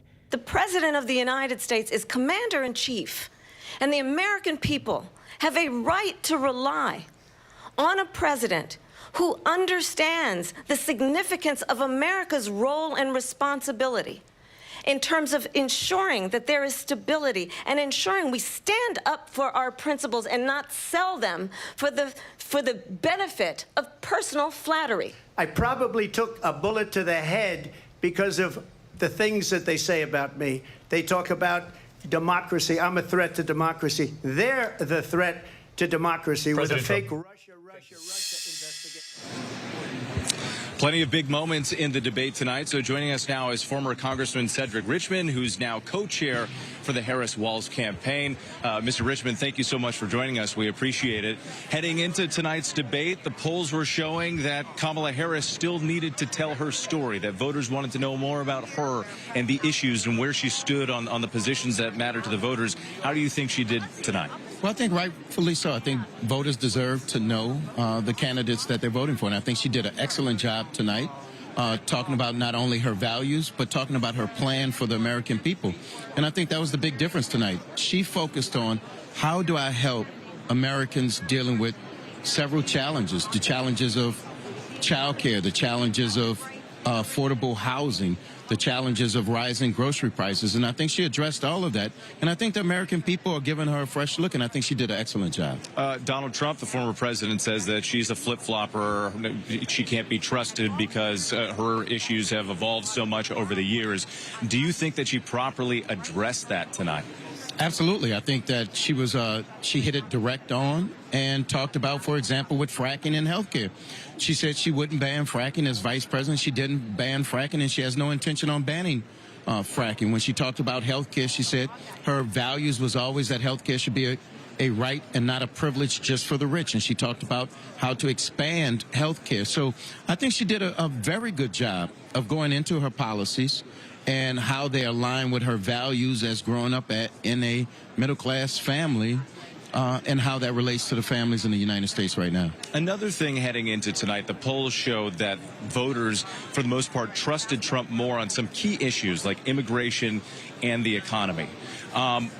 Kamala Harris did not answer the question right off the top of whether Americans are better now than they were 4 years ago before Joe Biden took office. Is that going to be a continued problem for her? 4 years ago, 50% of the schools in this country were closed. You had thousands. Pandemic. But 50% of the schools in this country were closed. 10 million people were out of work. You had businesses shut down. And now you have a resurgence, 16 million jobs created, schools open. So I think what the vice president was doing, and she did a good job of doing, was articulating where we started, where we are now, and what her plans and how it would chart a new way forward. And I think she did a good job of that. I want to go ahead and take a listen to a clip here that we prepared. This is the candidates talking about each other's policies. Let's take a listen. I don't say her because she has no policy.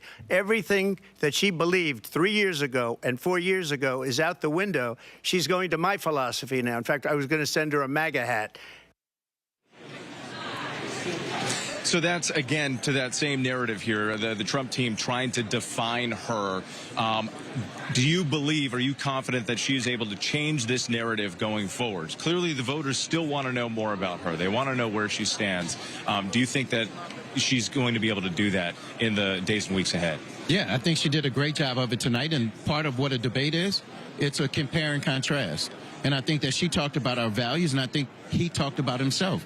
He's still stuck thinking he won the 2020 election. In fact, that was the lowest point on the dials when he still rehashed that he won the election in 2020. Her highest point on the dial is when she talked about she was going to be a president for all of America, that she was going to work hard to improve the quality of life of everybody in this country. And I think that she did a great job tonight, and she's willing to keep doing it, and she's going to keep showing people who she is, and who she's fighting for, and that's the American people. Former Congressman Cedric Richmond, thank you for your time tonight. Appreciate it. Thanks for having me. All right. Let's turn now to our senior congressional correspondent, Rachel Scott, who is joining us right now. And Rachel, obviously, you've been on the campaign trail. You've been talking about the Trump campaign and the Harris campaign. One of the big issues, and there was a significant moment tonight, was the topic of abortion. Let's go ahead and take a listen.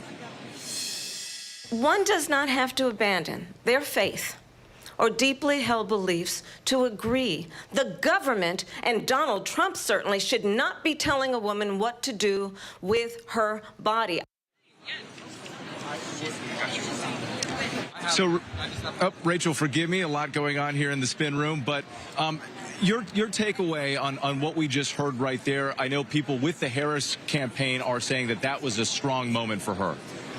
Yeah, it looks awfully busy in that spin room behind you, but I know a lot of those surrogates there for the Harris campaign and for the Trump campaign are going to be getting questions about this because this is going to be a critical defining issue in this election. Look, abortion rights could be on the ballot in as many as 12 states, including several key battlegrounds. And this is why you have Harris, who has been the leading voice on this issue for the Biden administration, really taking it to the former president, who has been sort of all over the map on where he stands. Look, his record is clear. He appointed 3 of the 5 Supreme Court justices that overturned Roe versus Wade. At the same time today, when he was pressed on his stance, even what his own running mate has said, that he would veto a national abortion ban, you heard the former president not even committing to that. And so Harris does see this as a very effective line of attack, especially when you look at the polls. She still has that double-digit edge, especially in those battleground states among likely female voters with.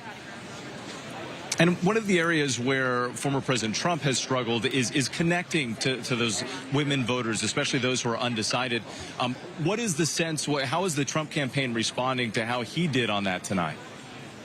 Yeah, well, the former president's campaign insists that Harris essentially didn't necessarily go into a lot of detail about her policy positions. They continue to insist that they're doing very well among likely female voters, but they also know, Whit, that this is an area that the former president has to do some work on ahead of November. And it's a reason why you are seeing the former president really turn his focus, as he tried to say in the debate tonight, toward things like IVF. And him saying that he wants the government to provide free IVF to women in this country. It's a reason why he's trying to turn the page and focus more on women's issues, because he knows that he's behind in the polls compared to Vice President Kamala Harris. Now, whether or not he did an effective job at laying that all out tonight, I think that remains to be seen. I still think that tonight the former president drifted into a lot of areas that his advisors and allies just did not want him to go into. They wanted him to stay on message. They didn't want this whole back and forth over rallies and crowd size or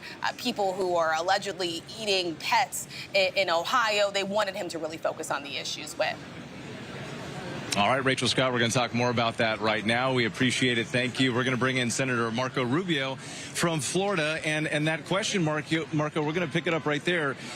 We've heard from advisors and Trump campaign officials going into tonight that they were hoping that the former president would stay on the issues and stay on message. Do you believe that he accomplished that? How would you rate him tonight? First of all, I think that Donald Trump has been running for president since 2016. He has been president. Americans have lived under the Trump presidency.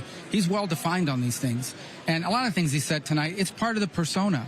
And so I think if he hadn't done some of those things, people would be watching and saying, oh, that's a different Donald Trump. It's not the same guy. I think the person with the onus tonight was Kamala Harris, who's still not very well known. And I think tonight what you take away from it and everything she says and in the days to come, what I think a lot of voters, real voters, not political pundits, not people like me, just people that are out there in the real world watching this that are going to be voting, that aren't daily political people, they're taking away from it. We don't know a lot about her. And tonight we found out she either basically is the same as Joe Biden on public policy, or even potentially farther to the left, given her positions in 2019 and 2020, when she wanted to pay for the transgender surgeries of illegal migrants in detention, when she was raising money to bail out rioters. A lot of people didn't know she was doing that, where she wanted to defund ICE. Or she's just like Don. And by the way, one of the most outrageous moments tonight, she stood there and basically touted what happened in Afghanistan as a success. That it was a great success. It was a humiliation. It was a disaster. It was not a withdrawal. It was a retreat, and a costly retreat. It cost 13 American lives, cost our national prestige. She tried to put it back on the Trump campaign in the sense that these were dates that were previously established and there was negotiated no date by the Trump No. administration. Well, that's what she said. That's a lie, because there was no dates that said the Taliban runs you out. What happened there basically was the Taliban forced the Afghan government that she was bragging about, it just collapsed. They just abandoned their posts. They ran us out of the country. They gave us 72 hours to get out, and we had to leave behind $90 billion worth of equipment that they were just parading around the other day. That was not a part of any Trump plan. That most certainly was not part. That was a result of the collapse of that government due to the malfeasance, malpractice of the State Department and the Department of Defense. Not a single person's been fired for it.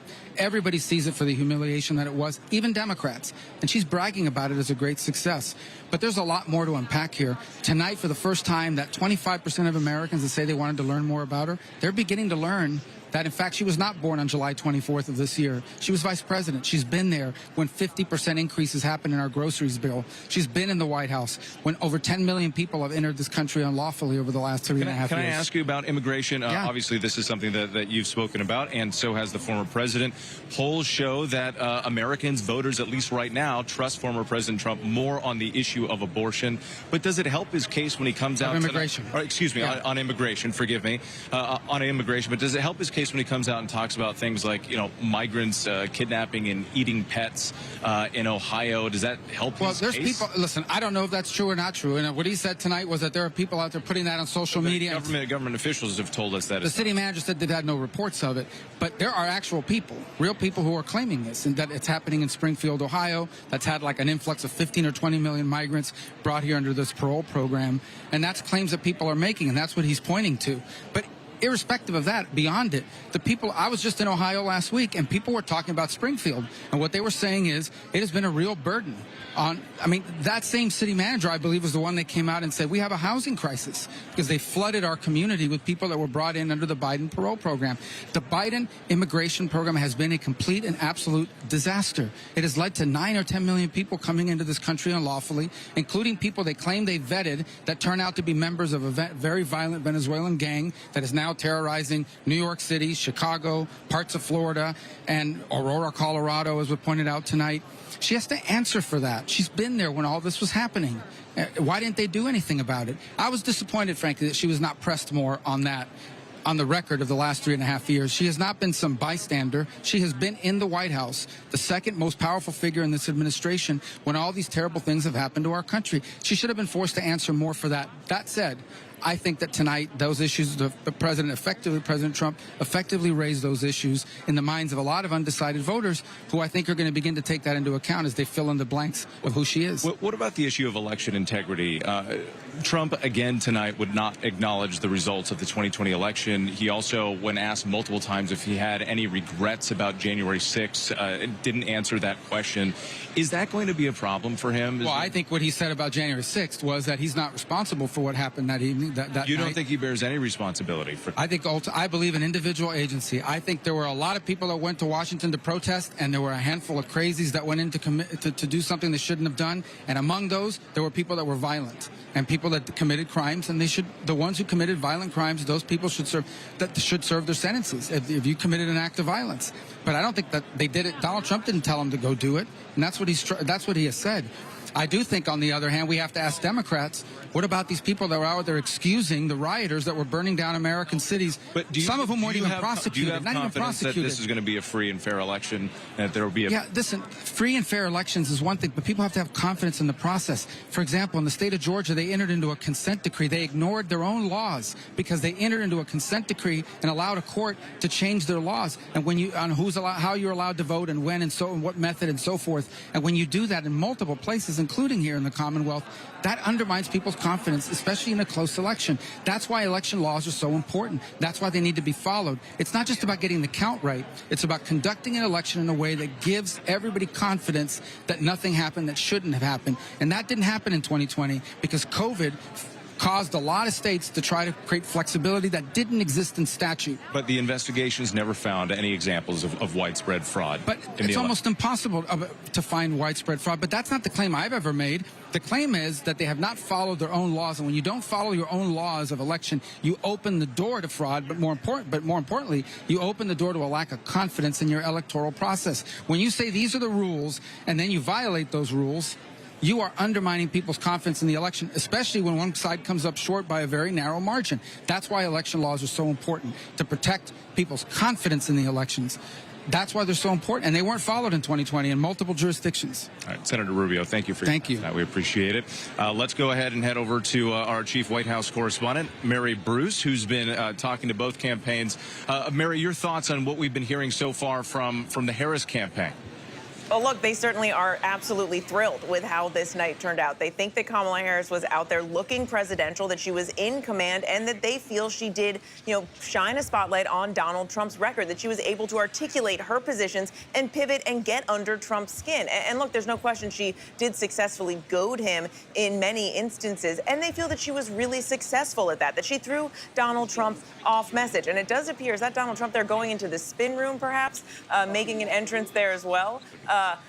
Whit, I know you'll keep an eye on that. Let me know if you need to turn there. But, one of the things that's so interesting is looking ahead now. Where does the Kamala Harris team go? Because so much of this comes down to whether, they can spin this how they want. Trump's team can spin this how he wants. But what it comes down to are those key independent voters. Harris is going to be out there in those key battleground states in the coming days. And they feel this was so successful. They are now asking for a second debate in October, challenging Trump to see if he will accept that debate. Maybe you can shout that question to him there, Whit. And in a final, just, sort of top off the night here, Taylor Swift tweeting out to her 283 million followers that she is now endorsing Kamala Harris. With that is going to be something that's hard for Trump to shake off. Hey, Mary, forgive me. Former President Donald Trump is here in the spin room. Whenever there's an audience, we know that the former president likes to be part of it, so he has essentially taken over. And there is a scramble here on the spin room floor. Let's go to Jay O'Brien. I think you're right there in the middle of it. Jay, what's going on? Whit, Donald Trump has just walked into the spin room here. He's walking here. Mr. Trump, we're live on ABC News here, sir. Mr. Trump. I think he's about to talk. Whit, here we go. So we thought it was our best debate ever. It was my best debate ever, I think. And we had it was very interesting. It showed how weak they are, how pathetic they are, and what they're doing to destroy our country and the border with foreign trade, with everything. And I think it was the best debate I've ever personally that I've had. We're getting polls that show 92 to 6, 88 to 11. We're having a lot of great polls that just came out. They're polls, I guess, phone polls and lots of other polls, but you see the polls. A very important debate. Now, she wants to do another one because she got beaten tonight, but I don't know if we're going to do another one. I wouldn't mind. Did she get into your head tonight, sir? The polls are indicating that we got 90%, 60%, 72%, 71%, and 89%. So the polls are very good, but beyond the polls, I felt very good. I had a good time doing it. I hate to speak about our country so negatively, but that's what happened. They've ruined our country. They've destroyed our country. So I hope you're all having a good time. But it was a very interesting evening. Yeah, go ahead. If you're so confident you won tonight, why are you here? Why not let the performance speak for itself? Well, I think it did. But people said, would I come here? And I made an obligation to a couple of people that I'm going to do their show. But it was I thought it was a great night. Mr. President, you talked to... I have no idea. Mr. President, when Republicans are complaining about moderators, does that mean that it wasn't a good night? Were you not prepared? No, I thought the moderators were very unfair, but it basically was 3-on-1. But I thought they were very unfair, the moderators. Everybody did.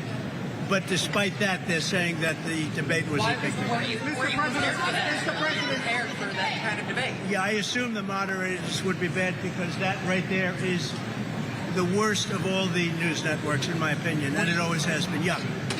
Why won't you commit to a second debate with Kamala Harris? She wants a second debate because she lost tonight very badly. So they immediately called for a second debate because they lost. So we'll, think about that. But She immediately called for a second. Look, we're looking at polls. We're looking at polls. The worst poll that we've had was 71 that I see, 71% to like 24 or 25%. Well, we'll look at it. But All right, Whit. So if you still have me, he's walked a little bit away from our camera. Now he's at the edge there. You won't be able to hear him well. But one of the things you did hear was a question just asked by our Catherine Folders asking, why not commit to another debate if you believe that you won? He said he believes he won this debate, but then he was also asked, why be here in the spin room spinning about this debate if it's a debate that you believe was a clean win? We're going to try to get you as close as we can to Donald Trump, but I don't think you're going to be able to hear. Let me try to get my mic in there and see if you can hear Whit if you're still going through my camera here. Yeah, we're listening. Let's see what we can hear. I thought it was my best debate. I had great debates. I thought this was my best debate.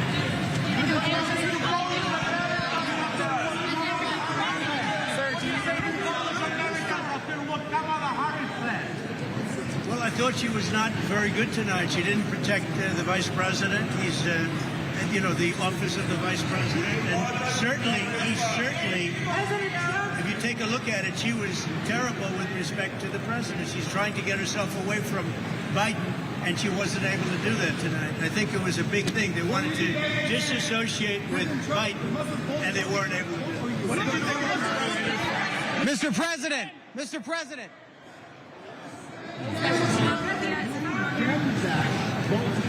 What have I done? Project 2025. Yeah, I have nothing to do with Project 2025. What do you think of the moderator's facts that you used throughout the debate? Well, I think the moderators were very unfair. I actually thought they were just All right. So, Whit, if I could just tell you what we're seeing, because it's probably still hard to hear him. Donald Trump has entered the spin room. He's gaggled with reporters. He came over to our camera just a few moments ago, and now he's walked over to the corner there to another section of the gaggle here. It's hard to see him. I'm going to try to keep the camera on Donald Trump as much as we can, although there's a sea of heads to get in here. Here he comes, Whit. Hold on. Mr. President, over here, Mr. President. He's going over there. Andrea's got him. So if you can see, that's the back of his head. He's walked into the spin room. This was an unannounced visit, Whit. He has said numerous things about the debate, the top line being that he believes that he won. He talked about polls that we're not certain of where they exactly came from as showing him up in the race. But point being is Donald Trump has made this unscheduled appearance here to the spin room to say that he won, but he got asked the question, why be here in the spin room if you believe this was a clean win? And he didn't really fully answer that. All right, Jay, forgive me as we're following everything. Former President Trump right there in the spin room. We are going to step away from this just for a second. We'll come back if anything happens. But we want to talk to our Republican and Democratic strategists, Reince Priebus and Donna Brazile, to get their reaction to everything that's happening.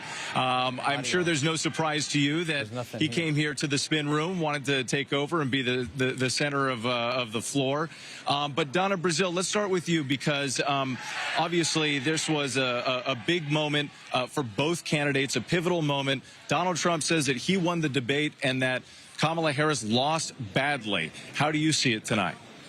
Once again, the President of the United States, the former president, is once again just making it up as he go along. Look, I've never seen a candidate walk into a spin room to try to control the conversation when he fumbled, when he wasn't able to deliver. He ran it. He went back to his rally notes. He had nothing to offer the American people. And even when he got a second bite at the apple, something he didn't even deserve in the conversation, he brought us back to his dangerous, distorted realm of being. It was pitiful to watch him. Look, I thought the vice president gave a solid performance. She showed the American people tonight that she has the vision to lead this country. She wants to unite this country. She talked about lowering costs. She talked about what they are doing now and what she plans to do in the future. So I think the vice president should be proud of her performance tonight. She knows she has a lot of work to do. She got to get more people, to rally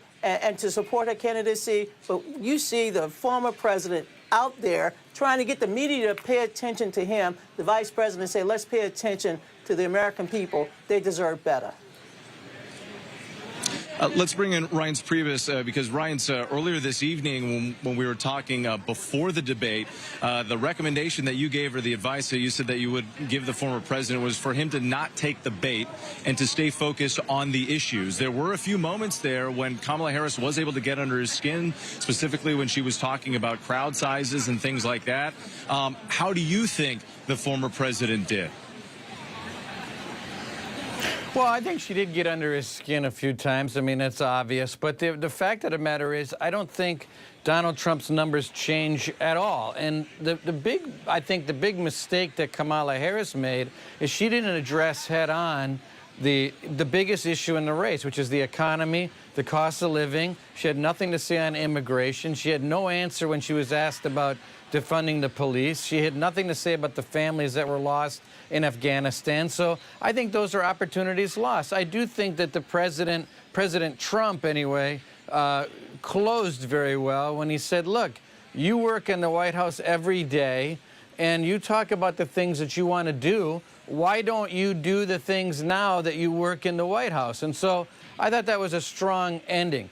Whether or not anyone was moved tonight is another story, because I don't think Trump's numbers move, and I actually don't think Kamala Harris addressed the most important issues in the race. Getting Trump mad about crowd sizes and all these other things, it's not going to move any voters at all. Reince Priebus, Donna Brazil, thank you so much. We appreciate it.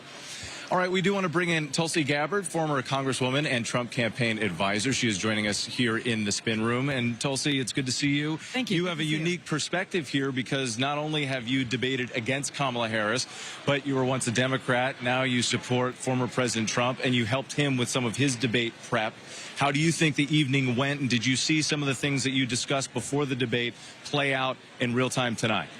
You know, President Trump kept this debate very focused on the issues that matter most to the American people. And I think, to me, when you look at this debate, that was the biggest contrast, is that President Trump really brought voice to the American people who are concerned about crime on their streets, who are concerned about illegal immigrants, millions of illegal immigrants crossing the border, and how this doesn't just affect the border communities. This is affecting, in a very negative way, communities all across the country. He kept coming back to these issues. He kept coming back to the economy and how more and more Americans are continuing to struggle to afford basic necessities, groceries, gas, supplies, things that they are reminded of every single day, that their dollar is going shorter and shorter. It doesn't go as far as it used to be. These are the issues that the American people are most concerned about, and quite frankly, that Kamala Harris not only didn't really speak to or address, but she also didn't recognize and admit the fact that people are in this position today given the Biden-Harris administration's policies, and that they have been the ones in the White House these past 4 years, not Donald Trump. So you talked about immigration and the economy. Those are two issues that voters have trusted, at least in the polling shows they trust Trump a bit more. But one area where he's been vulnerable has been abortion. And we heard from Nikki Haley earlier. She suggested that Donald Trump and J.D. Vance need to change the way they speak about women. Tonight, there were some heated exchanges over the issue of abortion. Trump himself has struggled to sort of define where he stands right now. How do you think he handled that part of the debate? I think he clarified and told the truth about a lot of things that Kamala Harris accused him of that were outright lies. She was trying to tell the American people that he supports a federal abortion ban. He does not. She tried to tell the American people that he's trying to ban IVF, something that's personal to me because it's something that my husband and I, for years, tried to start our own family through the use of IVF. It didn't work out for us, works out for a lot of families. President Trump was quick on the draw when that Alabama court ruled, and he immediately said, no, we have to protect IVF, and the Alabama state legislature took action. She continued to say things. She's trying to say he's trying to ban birth control. That is also 100% false. So President Trump, I think, did a good job in clarifying the truth after Kamala Harris continued to lob lie after lie at him, saying things that he stood for that frankly just are not true. Well, the former president made some false claims, too. He said that, there were states that wanted to kill babies after they were born. We fact-checked that a bunch of times, even prior to the debate. There is not a single state in this country that would allow that sort of thing. But I want to ask you about something else. He also made a pretty serious allegation that saying that he took a bullet to the head because of the way Democrats, Kamala Harris and Joe Biden, have been talking about him, saying that he's a threat to democracy. You're a former Democrat. Do you think that Democrats are to blame, at least in part, for that assassination attempt? And remember, the FBI says they don't know what the motive was in that attack. There is no doubt in my mind that those who use such insightful rhetoric as calling Donald Trump the same as our modern day Hitler, not once, not twice, but year after year after year after year, it doesn't take an FBI, it shouldn't take an FBI investigator to add 1 + 1 = 2. People always say, well, what would you have done if you were in a position where you could have stopped Hitler back during World War II? To think that any person watching them call Donald Trump today's modern day Hitler wouldn't take it upon themselves to say, hey, maybe I should be that hero to go and take out this man who these people I see on television, who these powerful people in Washington are saying is our modern day Hitler, then you're not actually living in the real world. There are consequences to using that dangerous, insightful rhetoric, and it would not surprise me to know that it would lead to that very dangerous and tragic situation. Former Congresswoman Tulsi Gabbard, thank you for your time. Nice to talk to you. Appreciate it. Nice to talk to you. Let's head out to, we're going to talk more on the issue of immigration right now. Go to ABC News contributor Maria Elena Salinas and ABC News national correspondent Maria Villarreal, who is at the border in El Paso right now. Thank you both for being here. We appreciate it. So from the start of the debate here, former President Trump attacked the Biden administration's policies on immigration. Let's take a listen to at least some of those exchanges. They are taking over the towns. They're taking over buildings. They're going in violently. These are the people that she and Biden led into our country, and they're destroying our country. They're dangerous. Maria, let's start with you, because we heard Trump there repeating some claims about a flood of people coming from prisons, jails, mental institutions, stealing American jobs. What should voters know about these claims? You know, Whit, listen, we talked about this in the pre-show, that this would be his fallback because he feels very confident when he talks about immigration, very supported.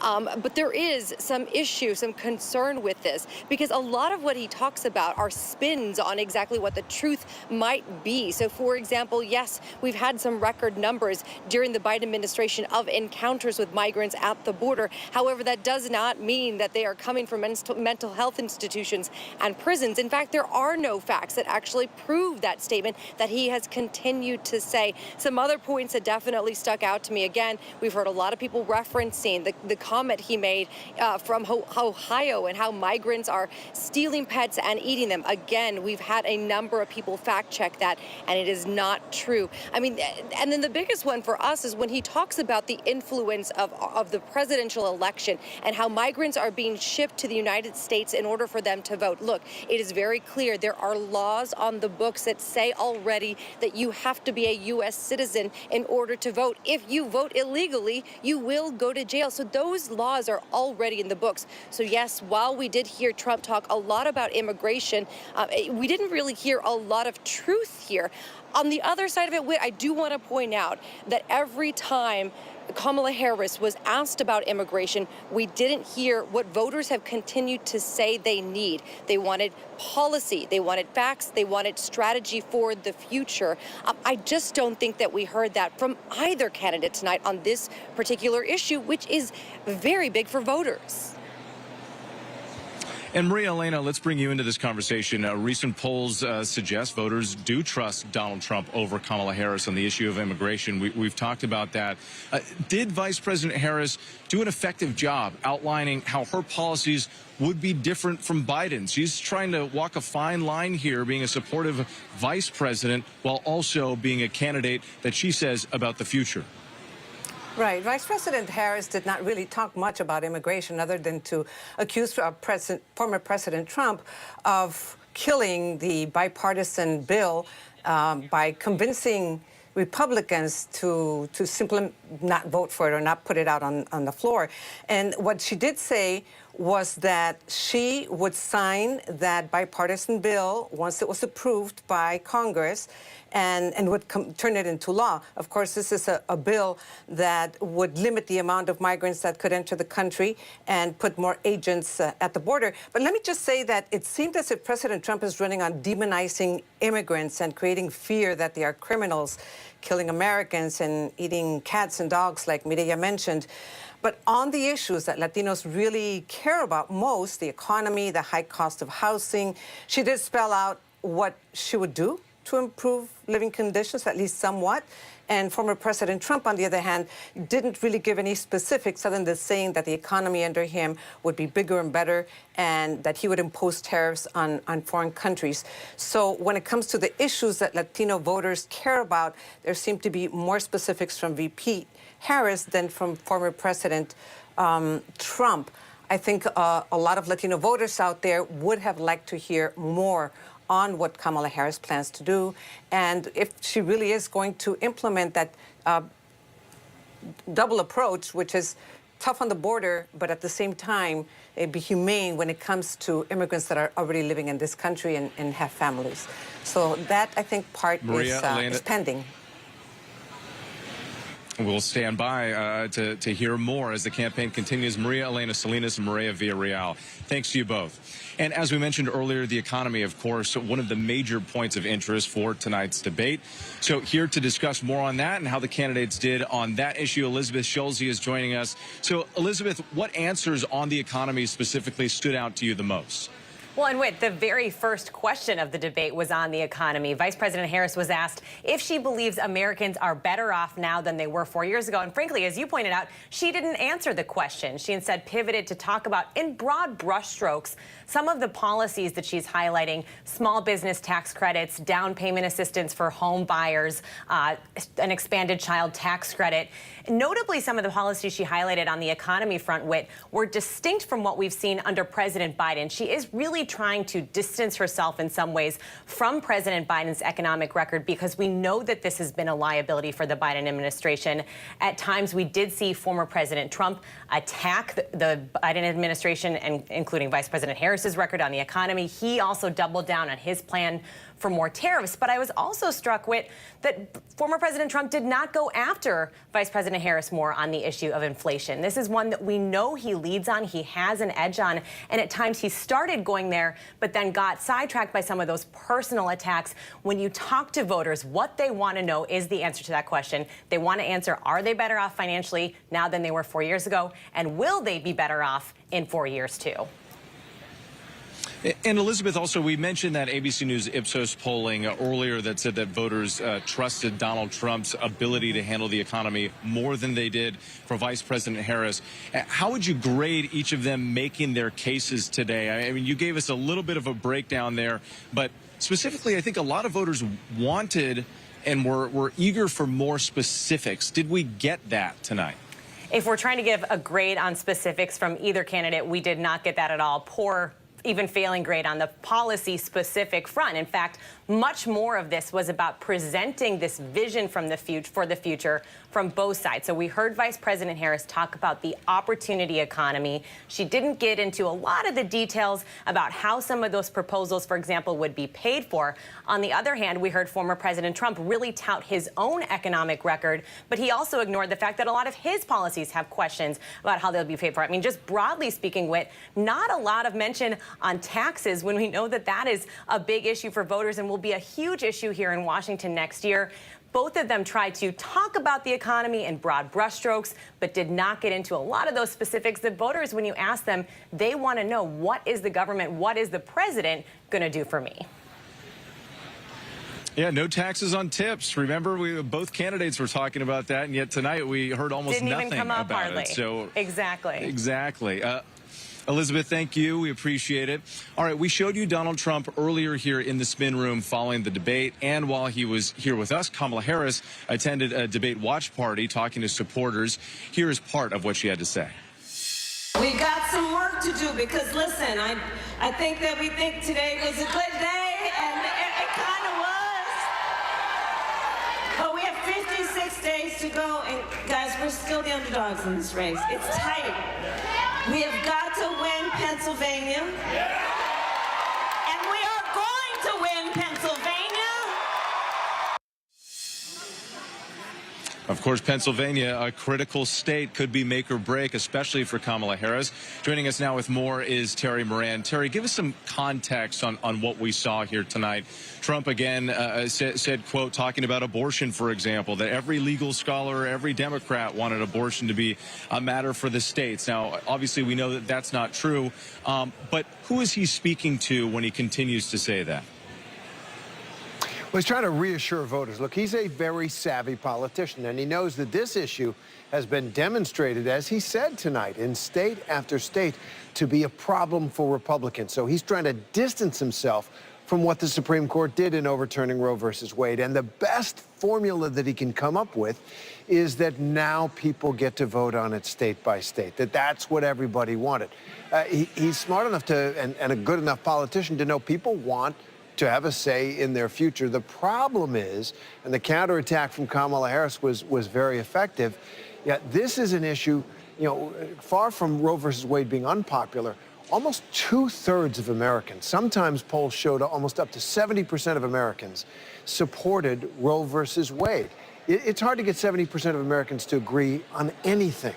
And yet Roe versus Wade was supported. They felt that this was a settlement they could live with. The Republican Party, of course, very different. And now he's stuck with it, and he's trying to find a way to get out of it by saying, well, everybody wanted Roe versus Wade overturned, and now everybody's happy that they're voting about it. Polls show that's not true.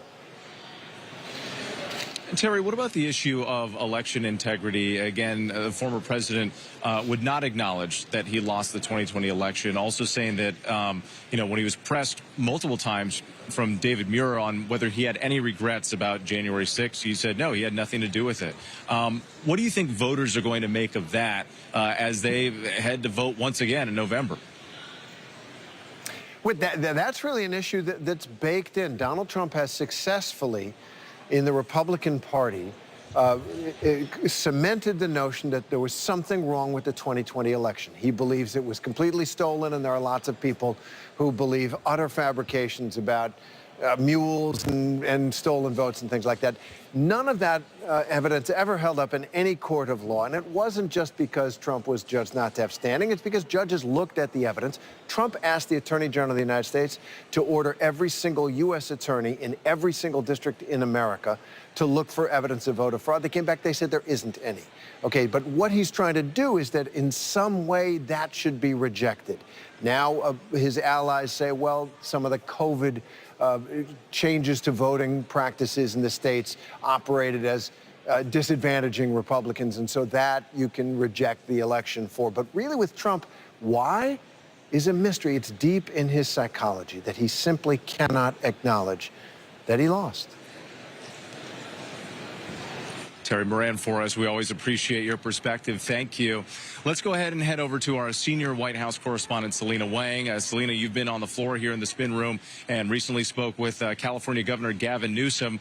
We heard Donald Trump here saying that he won the debate and Kamala Harris lost badly. I'm assuming the California governor had a very different perspective. Yeah, well, you're right on that, Whit. And Newsom has known Harris for decades. He says that the version of Vice President Harris we saw on the debate stage today is the one that he has known all of these years, strong and commanding and calm. But really, of course, this comes down to the voters. And voters consistently say they want the candidate who's going to bring about the most change. Gavin Newsom believes that Harris delivered that and that this debate did move the needle when it comes to those critical undecided voters in those battleground states. Take a listen to what else the governor told me. It was a terrible night for Donald Trump. It was a great night for freedom and for democracy, liberty, the rule of law, and Kamala Harris. So did she successfully get under Donald Trump's skin? It would, I mean, across the board consistently. Crowd size, he starts talking about dogs and crowd size again, somehow blaming Nancy Pelosi for January 6th. He was consistent with his past, which is unhinged on the issue, offered no compelling vision for the future, talked about himself, didn't talk about you. She consistently talked about you, me, the future of this country, and talked about things the American people care about.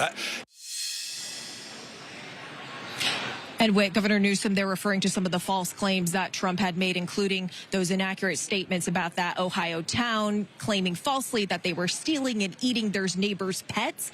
And Newsom and other Harris surrogates believe that Harris did exactly what she needed to do to confront the outlandish lies, to bring them to the fore, but also not get dragged down into any rabbit holes and bring it back to her message about the future. Selena Wang, thank you. Let's turn over to, for more on this, we want to bring in our White House correspondent, Mary Alice Parks. And Mary Alice, I'm excited to speak with you because you were actually in the room. There were few journalists allowed inside, so you were there. What were the things that stood out to you? Yeah, I was really honored. I was one of just a few journalists, like you said, that actually got to be in the room. I will tell you one thing that stood out right off the bat, the way that the vice president walked across that stage, really owned the stage by offering her hand in that handshake. She seemed to want to present herself as bigger in that moment, not only offering a handshake, sort of a peace offering in that way, but also really to own the physical space. It was interesting to watch her throughout the night. She moved around her podium quite often, turning to look at the former president, back to camera, folding her hands, unfolding her hands, making many facial expressions as he spoke.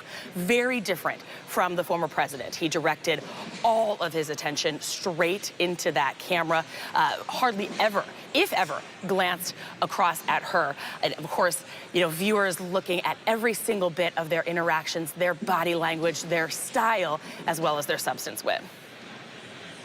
And important to remember, this was the very first time the two of them have actually met in person. So it was quite a moment.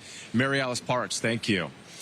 Well, that is our show for tonight. I'm Whit Johnson here in the spin room of the first and potentially the only debate between Kamala Harris and former President Donald Trump. We'll see. They're already talking about the possibility of another. But what a night it was. Thank you so much for joining us here all evening long. ABC News Live is here for you all night with the latest news, context, and analysis. You can always find us on Disney+, Hulu, Roku, and wherever you might stream. Keep it right here on ABC News Live. Have a great night.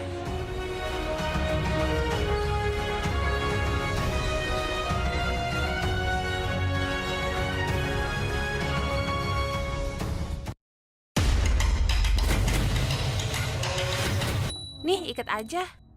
Benar. Kan ada Rijo 3-in-1. Bikin rambut.